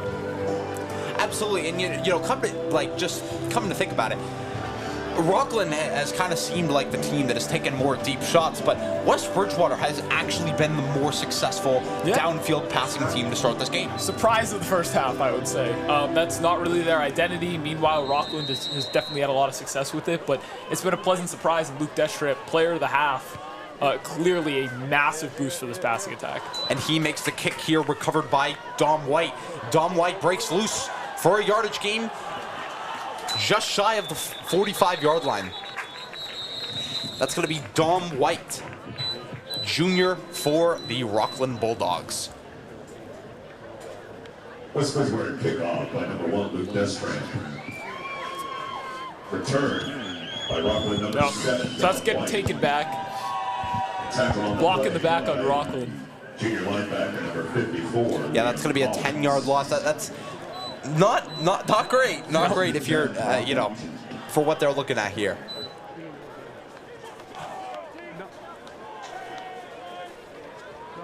But again, Rockland, let's, you know, look for Rockland to kind of maybe take a deep shot early kind of in their set of downs here. Well, let's see what they can do here. DePina under center, Tyler Boner and Taryn Williams outright. DePina handoff to Erner. Erner looks to bounce to the outside. And he's going to be tackled short of a first down. We're looking at the 36-yard line for the Bulldogs. First down run by senior running back number 31, Joe Erner. We're looking at a 2nd and 3 here for the Bulldogs. These are spots where maybe later in the game you want to take a shot, but again, even though 2nd and short's an enticing time to take a shot, I'd like to see them stick with the ground game, though. I think that's what you got to do on this first drive. And that is exactly what they do as Erner breaks loose into the second level. And he's going to get all the way to the 40-yard line in West Bridgewater territory for a Bulldog first down. He's powerful up the middle. Very powerful. He's been Rockland's real go-to guy to start this game. I will say, I do think, and I don't know if you have any insight on this, but I do think that is part of their game plan, is to just, you know, obviously DePina's been making so many plays, so they want to make Erner kind of their guy and kind of get the ball out of DePina's hands as he takes the snap, and that's going nowhere. Yeah, but you see in their first 2 games, Jordan DePina, 5 touchdowns in the season opener, 4 rushing touchdowns on the year. He's been great. 2-time player of the week through 2 weeks. So it's different for them to want to kind of shy away from him. But again, I think there are different ways you can get him involved in this game. Will the running game open up more deep shots as this game progresses? Definitely possible. I'd also like to see them give him more looks in the rushing game, because he's been great there so far this year. So we'll see. I think there are ways you can mix it up and still get him involved. 2nd and long, handoff to Erner. And the pile's going to be pushed forward. Oh, man, he keeps going. He took a tumble, and we might be looking at a first down here. I think we are. Not sure if Ryan Nunes looks like he may be hurt. I think he took a pretty hard hit at the end of that play.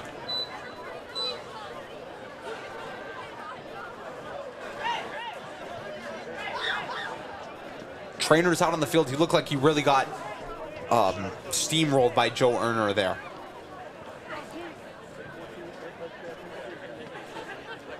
We're looking at a stoppage of play.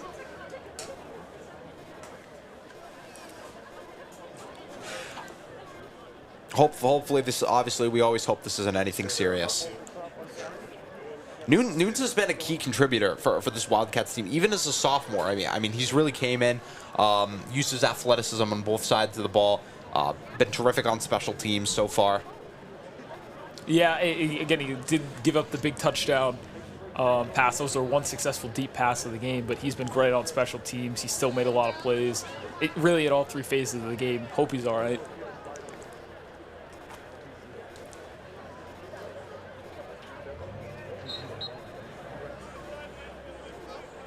But Rockland kind of forcing its way into West Bridgewater territory. They're going to send the teams back to their benches.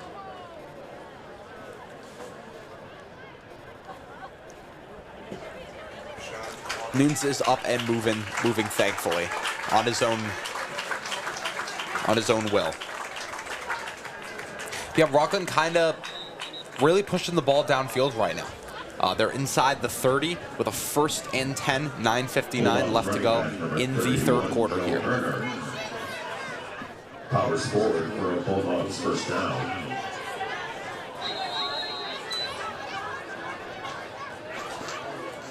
First and 10 from the 29-yard line.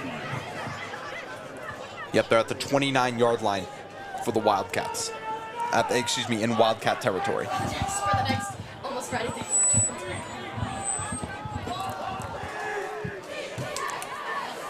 Jordan DePina under center, takes the snap. Joe Erner, he's going to break loose into the second level, bounces to the outside.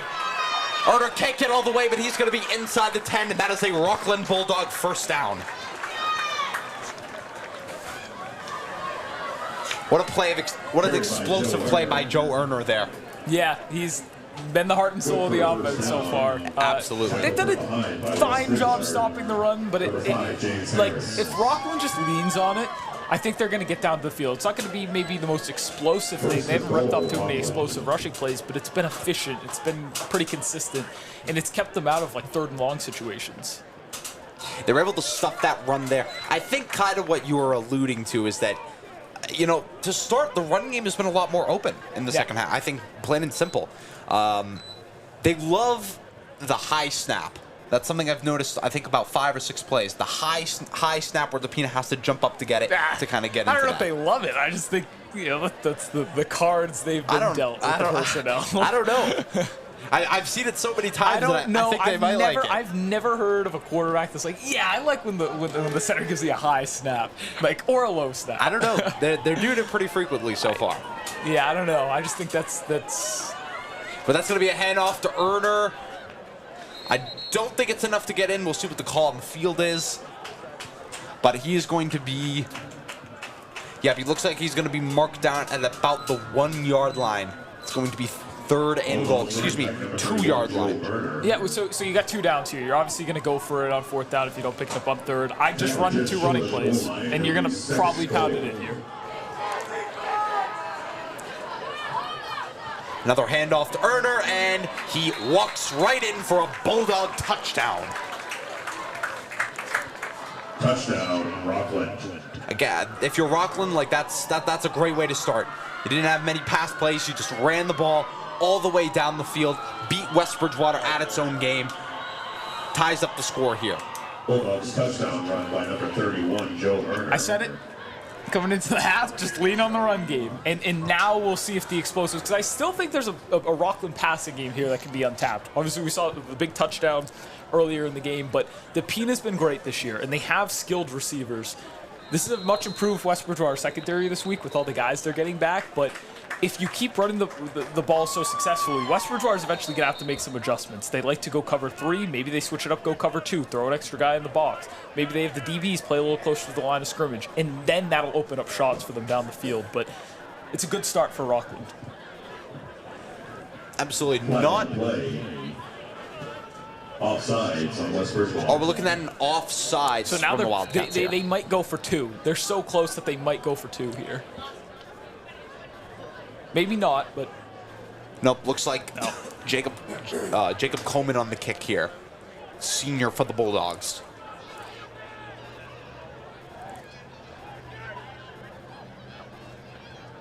The kick is up, and it's good. The Bulldogs take a 21-20 lead over the Wildcats. Bulldogs kicker number 12, Jacob Commons, kick is good. And again, if you're the Wildcats here, you know, got a lot of time in your hands, so I think they should really look to kind of mix it up on this first drive. I mean, we've seen, obviously, all year long, we've kind of seen success in the run game, but the pass game has been really, really successful for them. I mean, it's gotten them 2 of their 3 touchdowns so far. Yeah, again, we talked about Luke. He really has been a game changer in this game so far, specifically for that passing attack, because it's been, I don't want to say non-existent in the first 2 games, but it really hasn't been there. So far, this game, though, it's really been an asset for West Bridgewater. They're pushing it downfield. This is like foreign territory to watch, but I love it. I love to see the evolution of an offense as the season goes on. And clearly, this is the big step they've taken this week. Jacob Coleman with the kick. Oh, no. Oh, and it's going to go off the helmet of number 10, Colin O'Neill. He's able to grab it, takes a hard hit, but they are going to get at the 35-yard line. Rockland kickoff by number 12, Jacob Common. Jumped on and recovered by sophomore number 10, Colin O'Neill. You know, Colin O'Neill was playing a lot of receiver, kind of for the Wildcats early on when Luke was out. So I wonder if they'll look to get him more involved potentially in the second half here.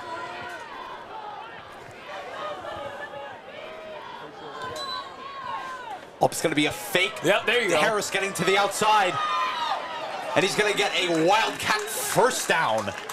James Harris.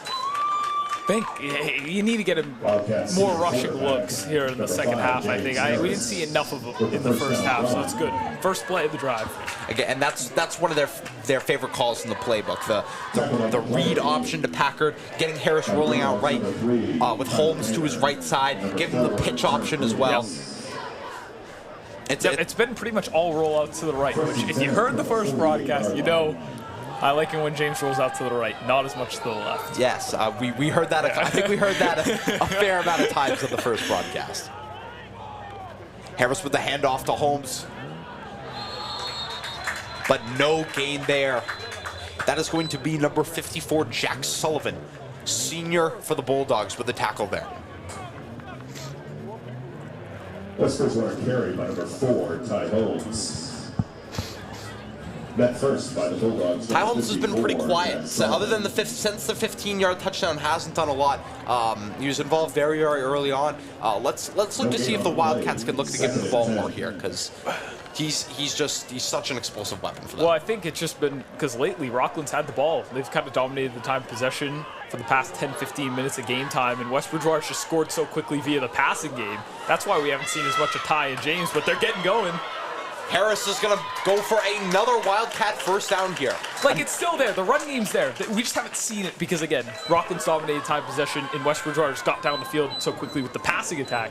The run game is still going to be very effective, though. We're seeing it on this drive. We're going to keep seeing it in the second half. Absolutely, and it's still early on, but at this point in the season, the scout is out. You know what to expect with this Wildcats team. You know what you're getting with the playmakers on this field. You know what kind of offense they want to run, so sometimes you got to read what you're given, because they're obviously want to look to contain guys like Holmes and Harris and Packard in the backfield.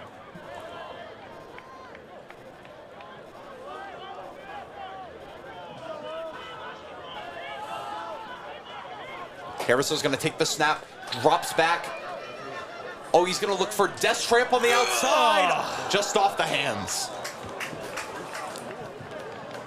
Good pass break up there by number 23.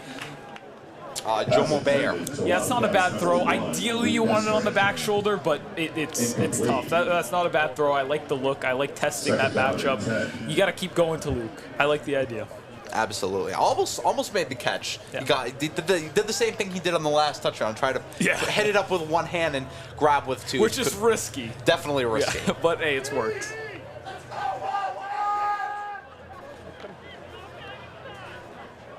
We're looking at second and long. Got Destramp on the left side, Salter and Nunes on the right side. Harris fakes the handoff to Packard, fakes the pitch to Holmes as well. We're gonna get a penalty on the play around the line of scrimmage. Potential holding call here. Yeah, I think there might have been I might have gone with the pitch there. It looked like Rockland.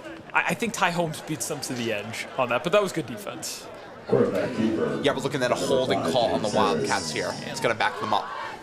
Tackle on the play by the Bulldogs, number 87, Brandon Como. We're going to be looking at a second and unfortunately very, very long for the Cats here. Against the Wildcats.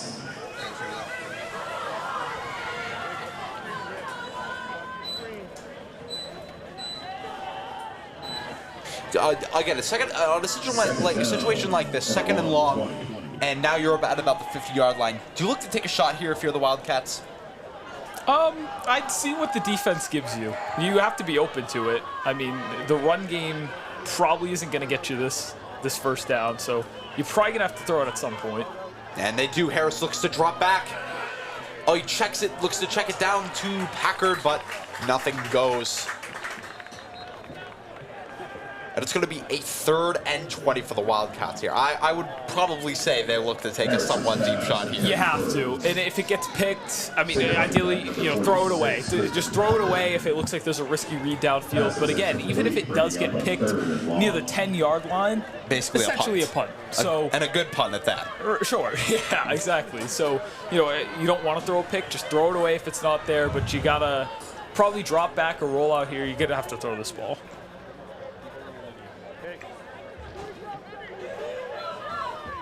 But again, Destrant has really added another element to that passing game. So now this is a legit threat. They're a legit threat to pass and to run. All I'm saying, number 1 playing the boundary, Jamar Chase vibes. Yeah, let's see what they can do here. Oh, James Harris with the snap. He's going to look deep to Colin O'Neill. And he's going to be ripped down. Good, decent ball, though. That was just good coverage. Yeah, good coverage by Tyler Boner. Senior for the Bulldogs. Wildcats quarterback, number 5, James Harris's pass intended for sophomore, number 14, Ryan Nunes. Yeah, we're looking at a 4th and 20. Yeah, punt this thing away. Down 1 point, 21 to 20. Bringing up a 4th and 20.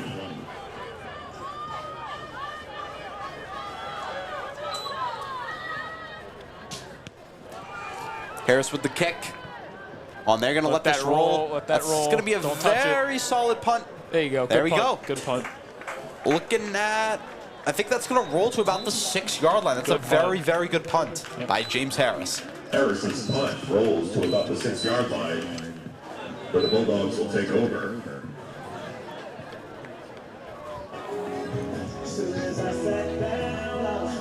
Yeah, we're looking at 21 to 20. The Rockland Bulldogs have the lead over the West Bridgewater Wildcats with about 4:42 left in the 3rd here.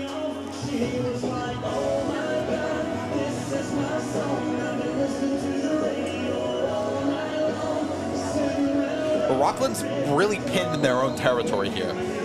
So they're probably just going to look to run the ball, kind of eat some clock up again. Take the snap, hand off to Erner. Yep. Erner gets loose in the 2nd level. Yeah. So much for the punt. Very impressive gain by Joe Erner, tackled by Ryan Nunes. And I think you got to know, I mean, that's been their game plan. You're pinned inside your 6. You're going to go with the run up the middle, right? That's the safe play to avoid a safety, avoid anything crazy, pinned inside your own 6. You should have seen that coming. Absolutely, and that was quietly a 30-yard gain for Joe Erner there. DePina, another handoff to Erner. Good tackle. They read that like a book, though. Sean Hancock? Yeah, we're looking at a tackle by Sean Hancock there. Sean Hancock, sophomore for the Wildcats. Rockland carry again by Joe Erner. Tackle on the play. We're looking at a 2nd and 6 situation here for the Wildcats. 2nd down and 7 for the Bulldogs. Excuse me, 2nd down and 7 for the Bulldogs. Out on the right side of receiver, we have Tyler Boner and Terran Williams. Terran Williams getting out in motion. DePina out to the right side. Oh, but that's read like a book. Christian Packard makes the original tackle, and Liam Collins Jr. Excuse me, not Liam Collins Jr. Liam Collins the Jr. makes finishes the play. Number 2, Jordan DePina. And you know, I kind of talked about at the during halftime, I kind of wanted to see them get Pina more involved in the run game, but maybe that's just simply a product of they can't. I mean, they look to get him involved there, and the Wildcats just shut it down. I think it's got to be try to do it again with the run up the middle, something quick, but yeah, he has been held in check.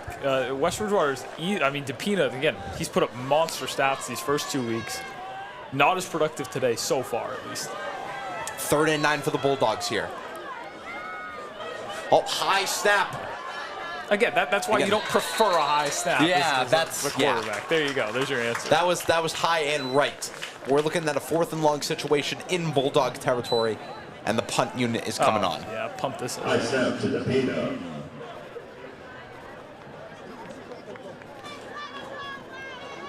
We're looking at Sam Salter and Ryan Nunes as the returnmen for the By Wildcats. West Bridgewater 83, Sean Hancock. With number 54, Liam Collins. 4th down. Liam Collins has been a really solid contributor. Didn't make a ton of action in the first game, but he's been a big part of this team. As the snap is loose, and they kind of have to make a play. He gets the punt off, but that's not going to get much of anywhere. Get there. That's why punters don't prefer high snaps either, Thomas. There you go. Learn something new every day. 34, that's going to be caught at, I think, the 34. Fumble on the play. Recovered by Rockland number 12, Jacob Common. Gets the kickoff. Yeah, I mean, not a great scenario here for the Rockland Bulldogs. 1st and 10, Wildcats. We're looking at a 1st and 10 in Bulldog territory, and let's see what the Wildcats can do here.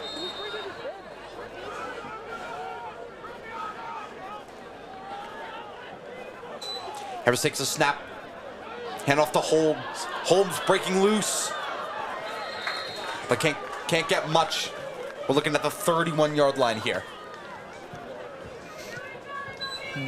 That's been the most, so far this game, that's been kind of the most common way to get Holmes involved with the jet sweep. Yeah, well, it's anything to the boundary. Anything getting him in space, getting him to the edge, because we've seen the breakaway speed, and we see what he can do. He can torch his guys in the open field, both with that breakaway speed and his ability to make cuts in and out and just juke out defenders. So that's kind of going to be, popular theme with him all season. Harris takes a snap, hand off to Packard. There you go. Absolutely bull rushes the guy in the secondary. I believe that is a 1st down for the Wildcats here. Those runs up the middle with Packard will never get you a big gain, but they will be efficient. It's been a very efficient source of offense. It's not the primary source, but they're like good drive starters. They're good in short yardage situations. Very tough runner up the middle. And in situations like that where you just need a couple more yards to crank it out, get a 1st down, new set of downs, it works, and we're looking at a Wildcat 1st down.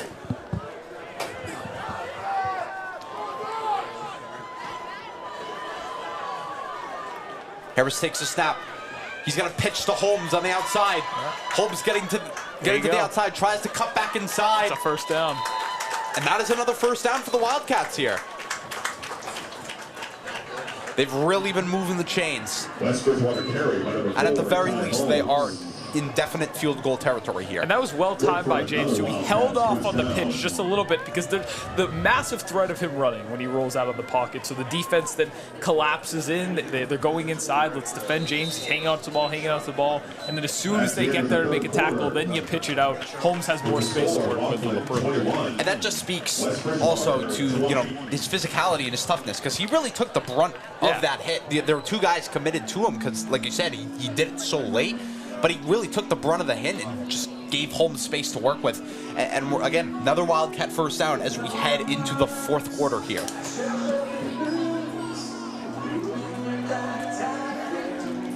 Again, not a great camera angle from here, but it does look like it could be a potential 1st and goal for the Wildcats here. We'll have to see where they mark the spot, but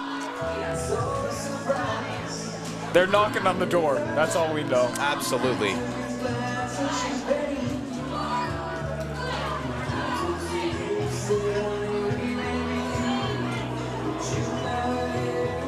And if I was a betting man, I would say that the Wildcats are just going to look to do anything and everything they can to just pound this in. Yeah, ideally you'd like to score. Yeah. Well, I just mean, you know, fullback dive to Packard here, something like that. It'll be the run game. It will be the run game, getting the job done.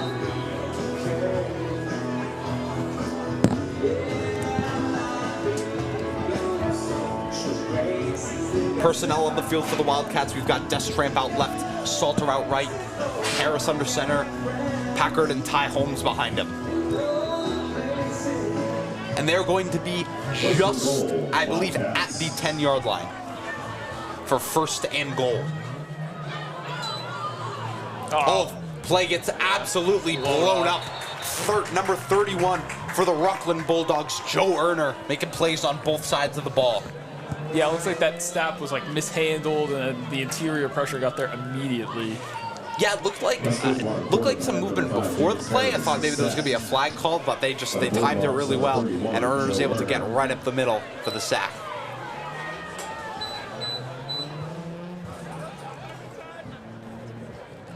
Second goal for the 16-yard line. So now this is where, you know, we talked about the run. You know, they're just going to run it. They're just going to run it. The passes definitely has to be entertained here. You're second and long. Absolutely. I'm not saying they will. They can get explosive runs and rip those up, but it has to be a thought. Harris pitched to the outside to Holmes. He tries to cut back inside. He Good gets run. some yardage. That's fine. Looking at potentially inside the 10-yard line here with forward progress.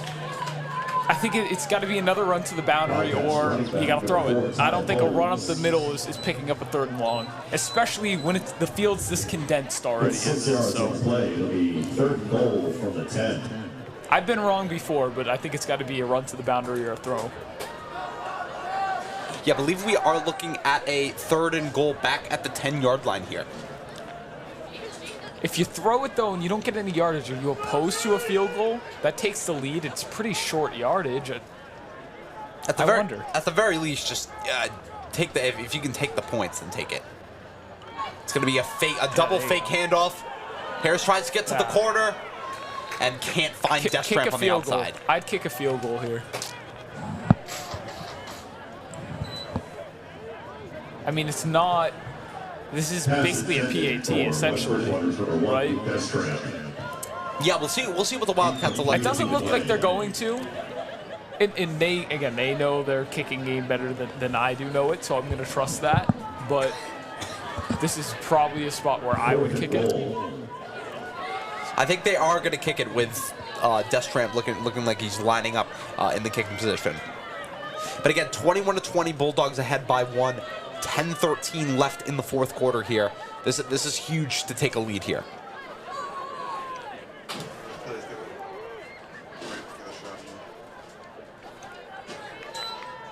Kick is up. That is good. Making plays on all three phases of the ball. Wildcats take a 2-point lead over the Bulldogs, 23-21. West Bridgewater senior kicker number 1, Luke Destramp. And again, is good. Can't be understated. What a game for Luke Destramp here. I mean, we're talking 2 touchdowns, probably over 100 receiving yards, a huge pass breakup, and a field goal to take the lead here. Multiple tackles. He's been their MVP so far. Everywhere, on both sides of the ball. All three phases. All three He phases. just hit a field goal. Yeah. Take the lead.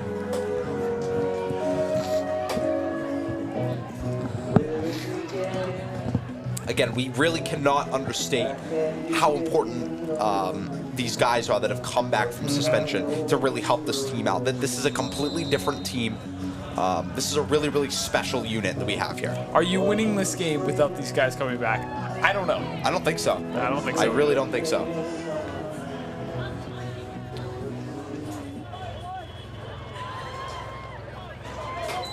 Oh boy. Number 7 for the Bulldogs. Gonna be, doesn't really look like he can get anywhere. Bad field position. And that is going to be well inside the 20, inside the 15. Yeah, number 7, Dom White there was kind of bobbling with the ball, couldn't really do anything, and then couldn't really explode to get past the incoming West Bridgewater special teamers. Yeah, he had a big return just a few minutes ago, but he misplayed those bounces. Number 7, Dom White. Again, not we're not looking at great position here for the Bulldogs. Again. Yeah, again, another scenario where they're not getting a ton of great position. So let's see what they can do here. They've got 2 receivers out right.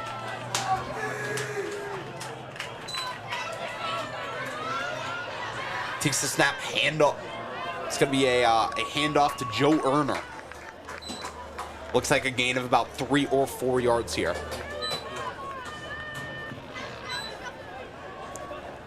Rockland carried by number 31, Joe Erner. Again, the inside handoff, I would say the inside handoff has probably been the Bulldogs' most common play so far in this game. Yeah, no doubt.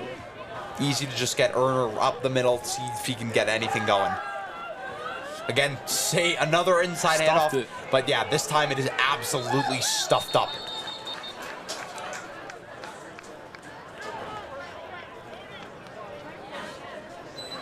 We're looking at a possible 1-yard gain here at maximum, though. As clock is ticking, excuse me, yes, it was a 1-yard gain. It's going to be 3rd and 5. Good for a yard. Just under 9 minutes left to go in the 4th quarter.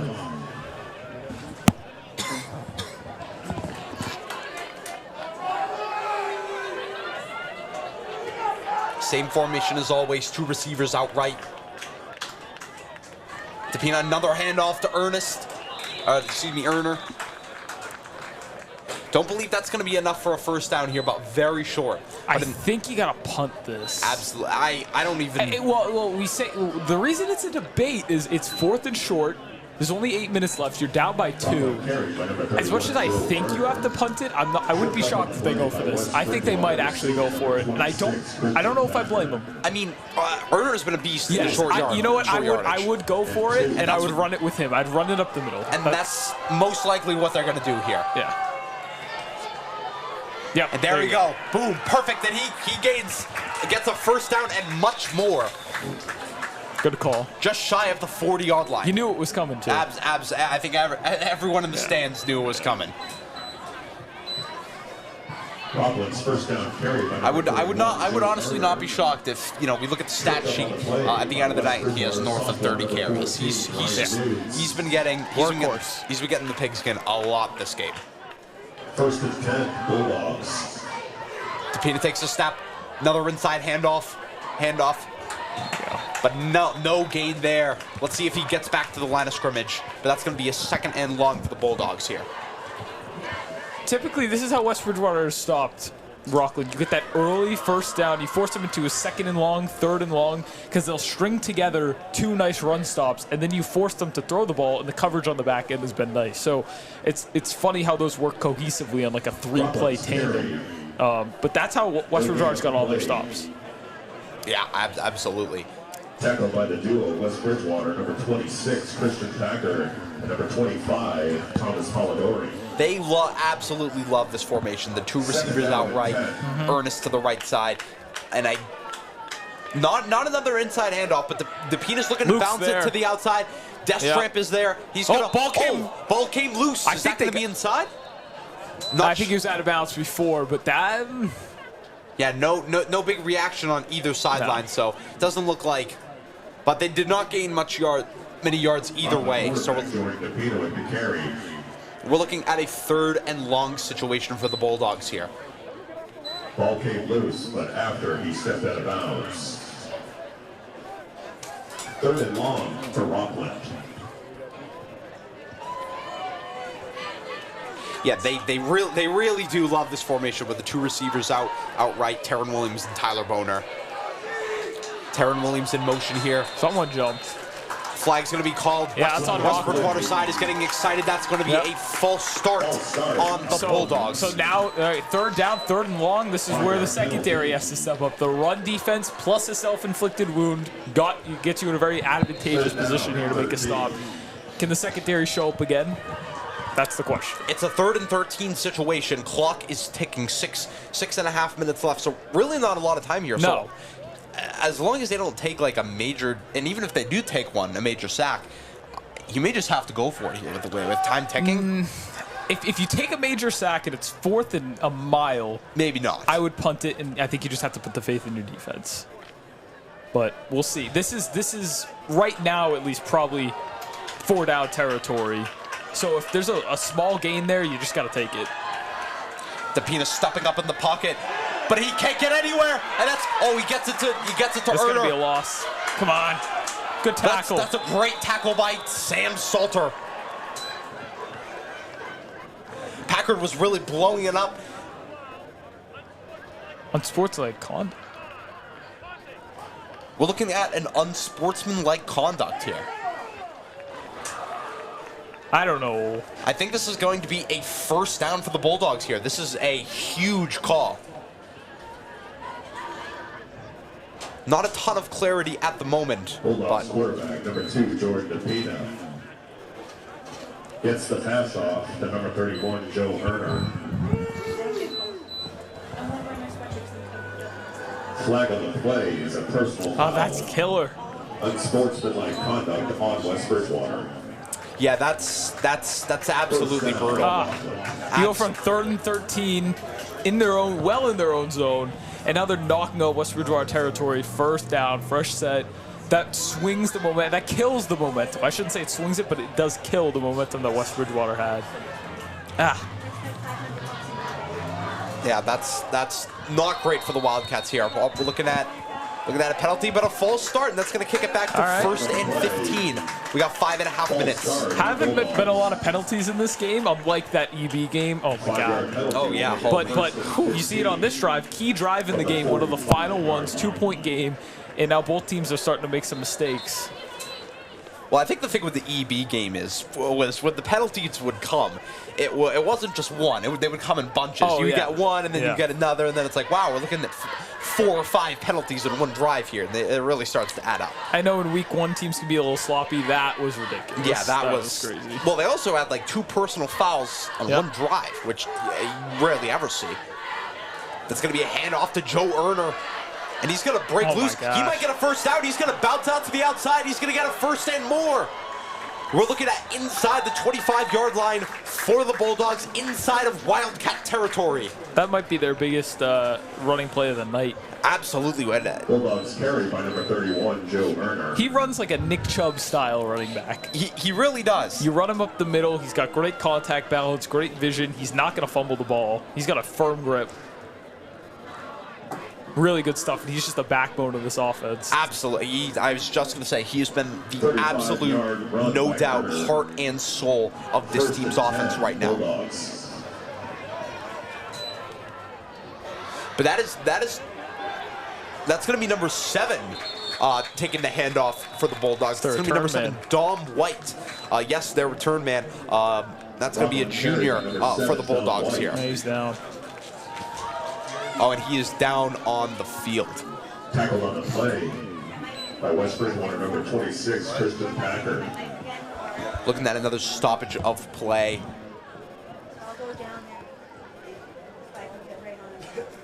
Really hate to see all the injuries in this game. Absolutely terrible. In general, yeah, they're awful.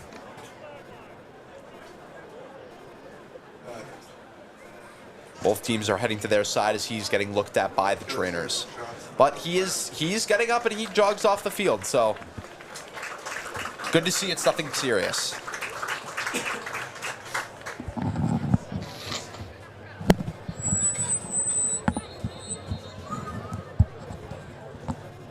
Again, we're looking at, I believe, inside the 20 now. Second down. Second down and inside the 24 of the Bulldogs. We're approaching field goal territory here as well, which it's not a touchdown, but with only a 2-point lead here. And again, that missed extra point from earlier in the game may come back to haunt the Wildcats here. Yep.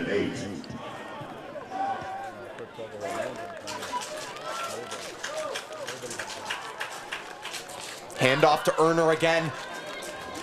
But nothing there, no gain there. Sam's made a lot of tackles on this drive. And they're getting, and again, he's more of a defensive back, but he's getting in the box and making a lot of it. I mean, Rockland's just going to keep running the ball. These DBs are going to creep up and make plays. It's good stuff. I mean, yeah, they need more. Clearly, they need more guys to get in the box to be able to stop Erner from just breaking. Again, we haven't seen like a 40 or a 50 or 60-yard run from Erner, but pretty just, close on that. some of them have been close, but also just a lot of like 10-yard gains, 7-yard gains, 8-yard gains, which is extremely effective. But it also kills a ton of time. That's why the second half has flown by. Another Erner handoff, but that's going to be absolutely stuffed by about 3 or 4 Wildcats. And we're looking at a 4th and short situation. It'll be interesting to see what they can do here. I'd go for it. I'd go for it. With the success their run game's had, it's only a yard. Gets about 2 yards. I think West Bridgewater knows at this point, but I still not sure they can stop it on back-to-back downs. I mean, I think everyone in the stands right now knows that this is going to be a run play. I mean, but this is probably the most important play of the game here. Yeah, like, so far. But I would go for it, too. I would. We're looking at just under 3 minutes here. Wildcats up 2 points. It's going to be another handoff to Erner. Let's see what the call here is. This is going to be close. I think he's got it, but Packard kind of beat him to it, but it looks like he is going to get the first down here. Yep, they do move the chains here. Or, not a ton of clarity on the field yet. Look, they signal for a first down. Looks like they're flipping the... Bulldogs running back number 31, Joe Erner, gets the first down yardage. Yep, that's going to be a confirmed first down for the Bulldogs here. And now if you're Rockland, you're in no rush. From the 10-yard line. Absolutely You're no probably rush. going to score here. There's only 2 minutes left. At some point, West Bridgewater has to start taking timeouts now. Yep. And I think they just did. They're... Yep. Oh, no, I believe that was a Rock... Bulldogs. Yeah, that was a Rockland timeout there. They must have just not been set. They don't know what they want to do, which is fine. That's fine. But from here on out, they're probably just going to keep running the ball. The clock's going to be ticking. Absolutely. At some point, West Bridgewater has to start calling those timeouts because odds are, with the way these red zone offenses have played today, they're going to score, and West Bridgewater is going to need to have a walk-off touchdown, walk-off score to try to win this game, and there's not going to be much time to do it. Absolutely. I mean, if you're West Bridgewater, stack the box, just look to stuff the run any way you can, and just try to hold them to a field goal. They've gone with the lighter personnel today. A lot of defensive backs. I think coming into this game, they thought Rockland would throw the ball more, but clearly, especially in the red area, they're going to lean on that run game, get heavier, take out one of those defensive backs, add an extra defensive lineman, and beef up. The thing was that they were hoping, they were thinking that DePina was going to be more involved in the outside rushing attacks. So they want a lot of speed guys to be able to get to him. Very similar to obviously how you would try to defend James Harris. Yeah. DePina under center.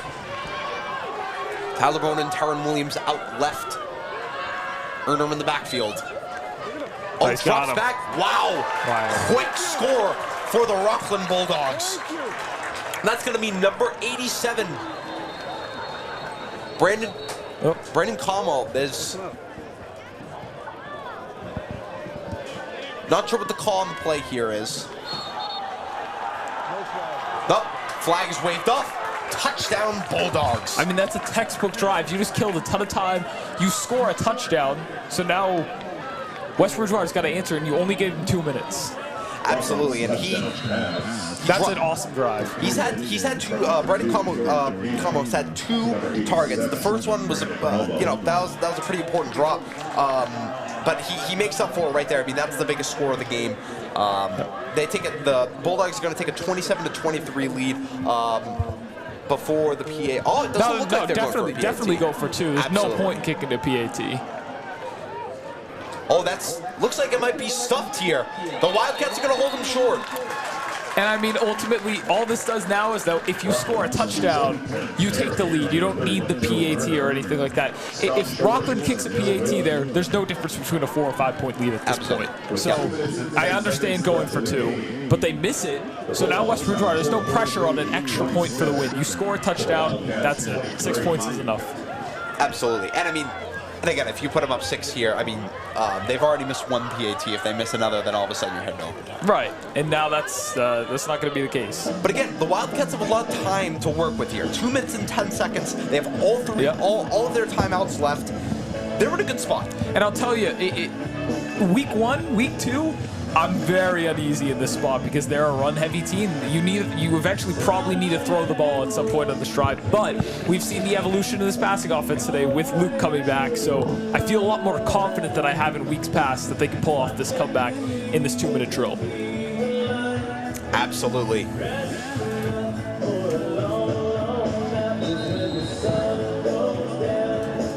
Two-minute drill for the Wildcats here. Kicks recovered by Jacob Smith. He's got to truck through to get to the 43-yard line in Wildcat territory. James Harris is going to lead his guys onto the field. See if he can lead a game-winning touchdown drive. This is big. This is big time. This is, again, plays like these. If the Wildcats are looking to, go to the playoffs and make a potential Super Bowl run, you got to see what these guys are made of. You got to see what your quarterback is made of in these kinds of situations, and this is a perfect test. One of their toughest opponents of the year. You really need to see what they can do here. This is a season-defining drive, season-defining moment here. You can run the ball here, though. You're knocking on Rockland territory, 2 minutes. Still have time and timeouts here to work with. Harris gets the pitch outside to Holmes. Yeah, get out of bounds. And he's going to get out of bounds. That's fine. 1:59 left, just shy of the midway line. West Bridgewater quarterback number 5, James Harris, pitches to sophomore running. Yeah, again, you can still run. Obviously, they want to run the ball, but you're still at a point where you can afford to run the ball, especially plays like that where you're able to get to the outside, just get out of bounds. Yeah, absolutely. So that stops the clock. He's still got all 3 timeouts. Good field position. This is all right. You can stick to your identity of running the ball for the most part, at least right now. 3 wide receiver formation. Harris dropping back. Looks for Salter on the outside. They get a first down and more. That's all right. Good pickup. Good pickup. Clock keeps ticking. He did not get out of bounds.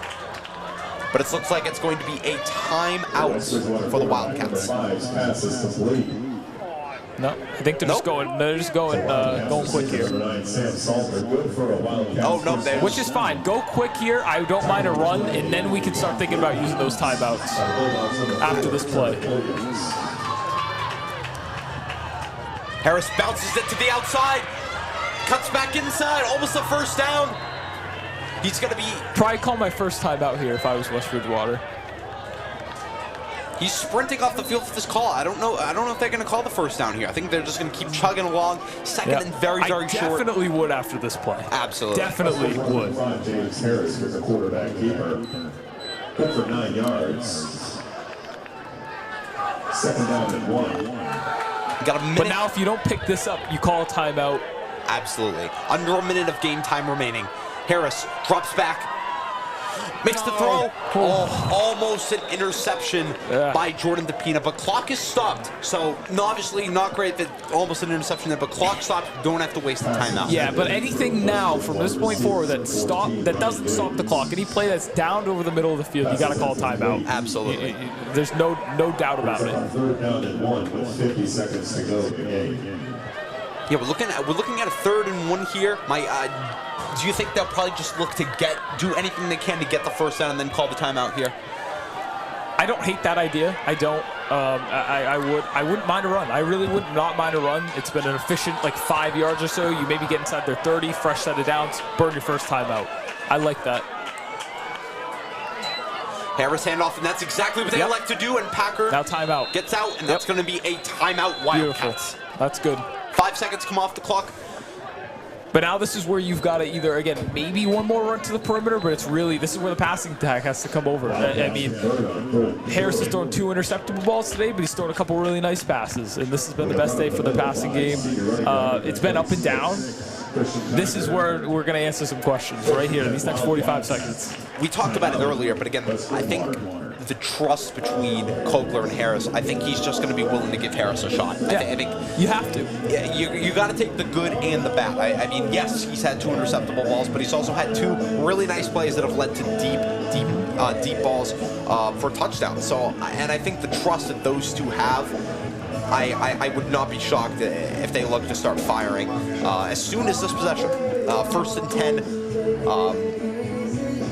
at the, I think just at the 30-yard line. 45 seconds left. 27-23, Rockland over WB.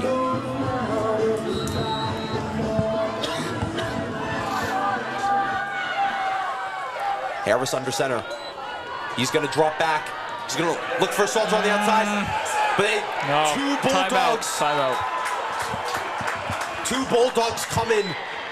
Man. Number 31. That's going to be Joe Erd or who else. Comes in with a big sack. And that's absolutely detrimental for them. That's a 12-yard loss, a 10-second loss. Still time, but now you're so backed up. You've got one timeout. That feels like, again, I've been wrong. I hope there's still time, but that one felt like the dagger. It hurts for sure, but again, can't count them out yet, especially with how with the Harris Destramp connection so far this game. It gives them a chance. I will say I did see a safety shadowing Luke on that play. They know if they're going to throw it deep, it's going to him, most likely. And he's been burned multiple times on one-on-one coverage to Luke Destramp, so you got to get him extra help. Absolutely. We'll see what they go with here. You'll also look for Ryan Nunes. He caught a touchdown in the first EV game. He could be another guy. He's fast. He's fast. Very fast. If he's able to burn number 3, we'll see what they do. Harrison the shotgun. Oh, it's going to be a read option. Harris looks to bounce, trying to get out of bounds, and he does. Hell of an effort. Great effort. Stiff arms 2 Bulldog defenders to get out of bounds. 28 seconds left, but still a 3rd and very long for the Wildcats here. This is kind of where you got to start throwing the ball. One timeout, 28 seconds. You're 36 yards away. At some point, you got to throw it. I think this is the down. 3rd and 16. Yeah, I think this is where you got to throw it. 3rd and 16 for the Wildcats at the 36-yard line. Can James Harris and company put some points on the board to take the lead here? Got Nunes on the left, Destramp on the right, and Sam Salter on the left side as well. Fakes the snap to Holmes. Harris looking deep for Destramp. Just out of reach. And we're looking at a 4th and 16 here.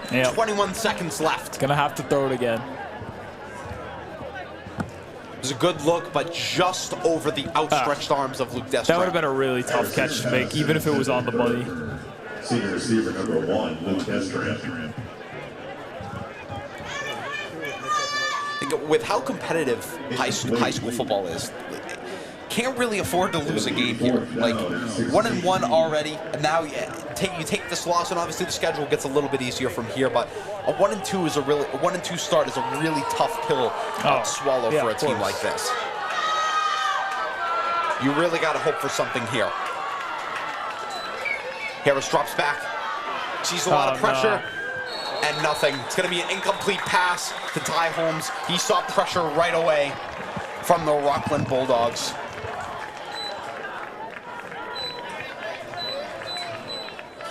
Pass intended to sophomore. Number 4, Ty Holmes. The Bulldogs are going to go into victory formation here in West Bridgewater. That'll be a turnover on downs. Bulldogs ball. 1st and 10.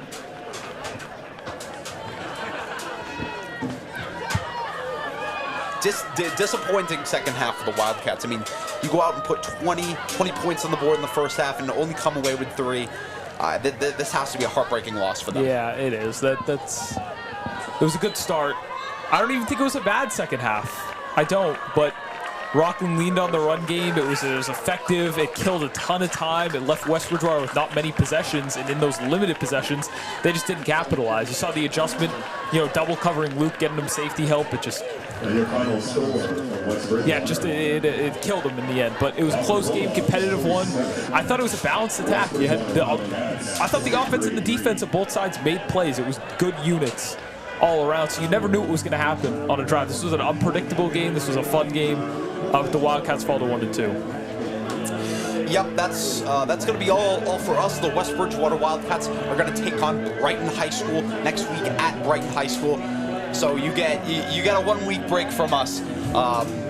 But we want to thank the director, Ben Smith, the camera work from Ralph Mizuko and Achilles Gomes, the reporter, Ashley Flaherty, the announcers, myself, and Abe Mayer. It's been an absolute privilege to call these games. This has been a West Bridgewater Community Access Media production. Thank you for watching. Stay tuned for player-coach interviews after this. Thank you. I'm here with Coach Kogler. You had a good start of the game. How do you feel they played in the first half of the game? Played really well. Overall, from start to finish, just got to get better at tackling, and that's about it, really. Just going to be a better tackling team from now on. So there was a major turning point once the third quarter hit.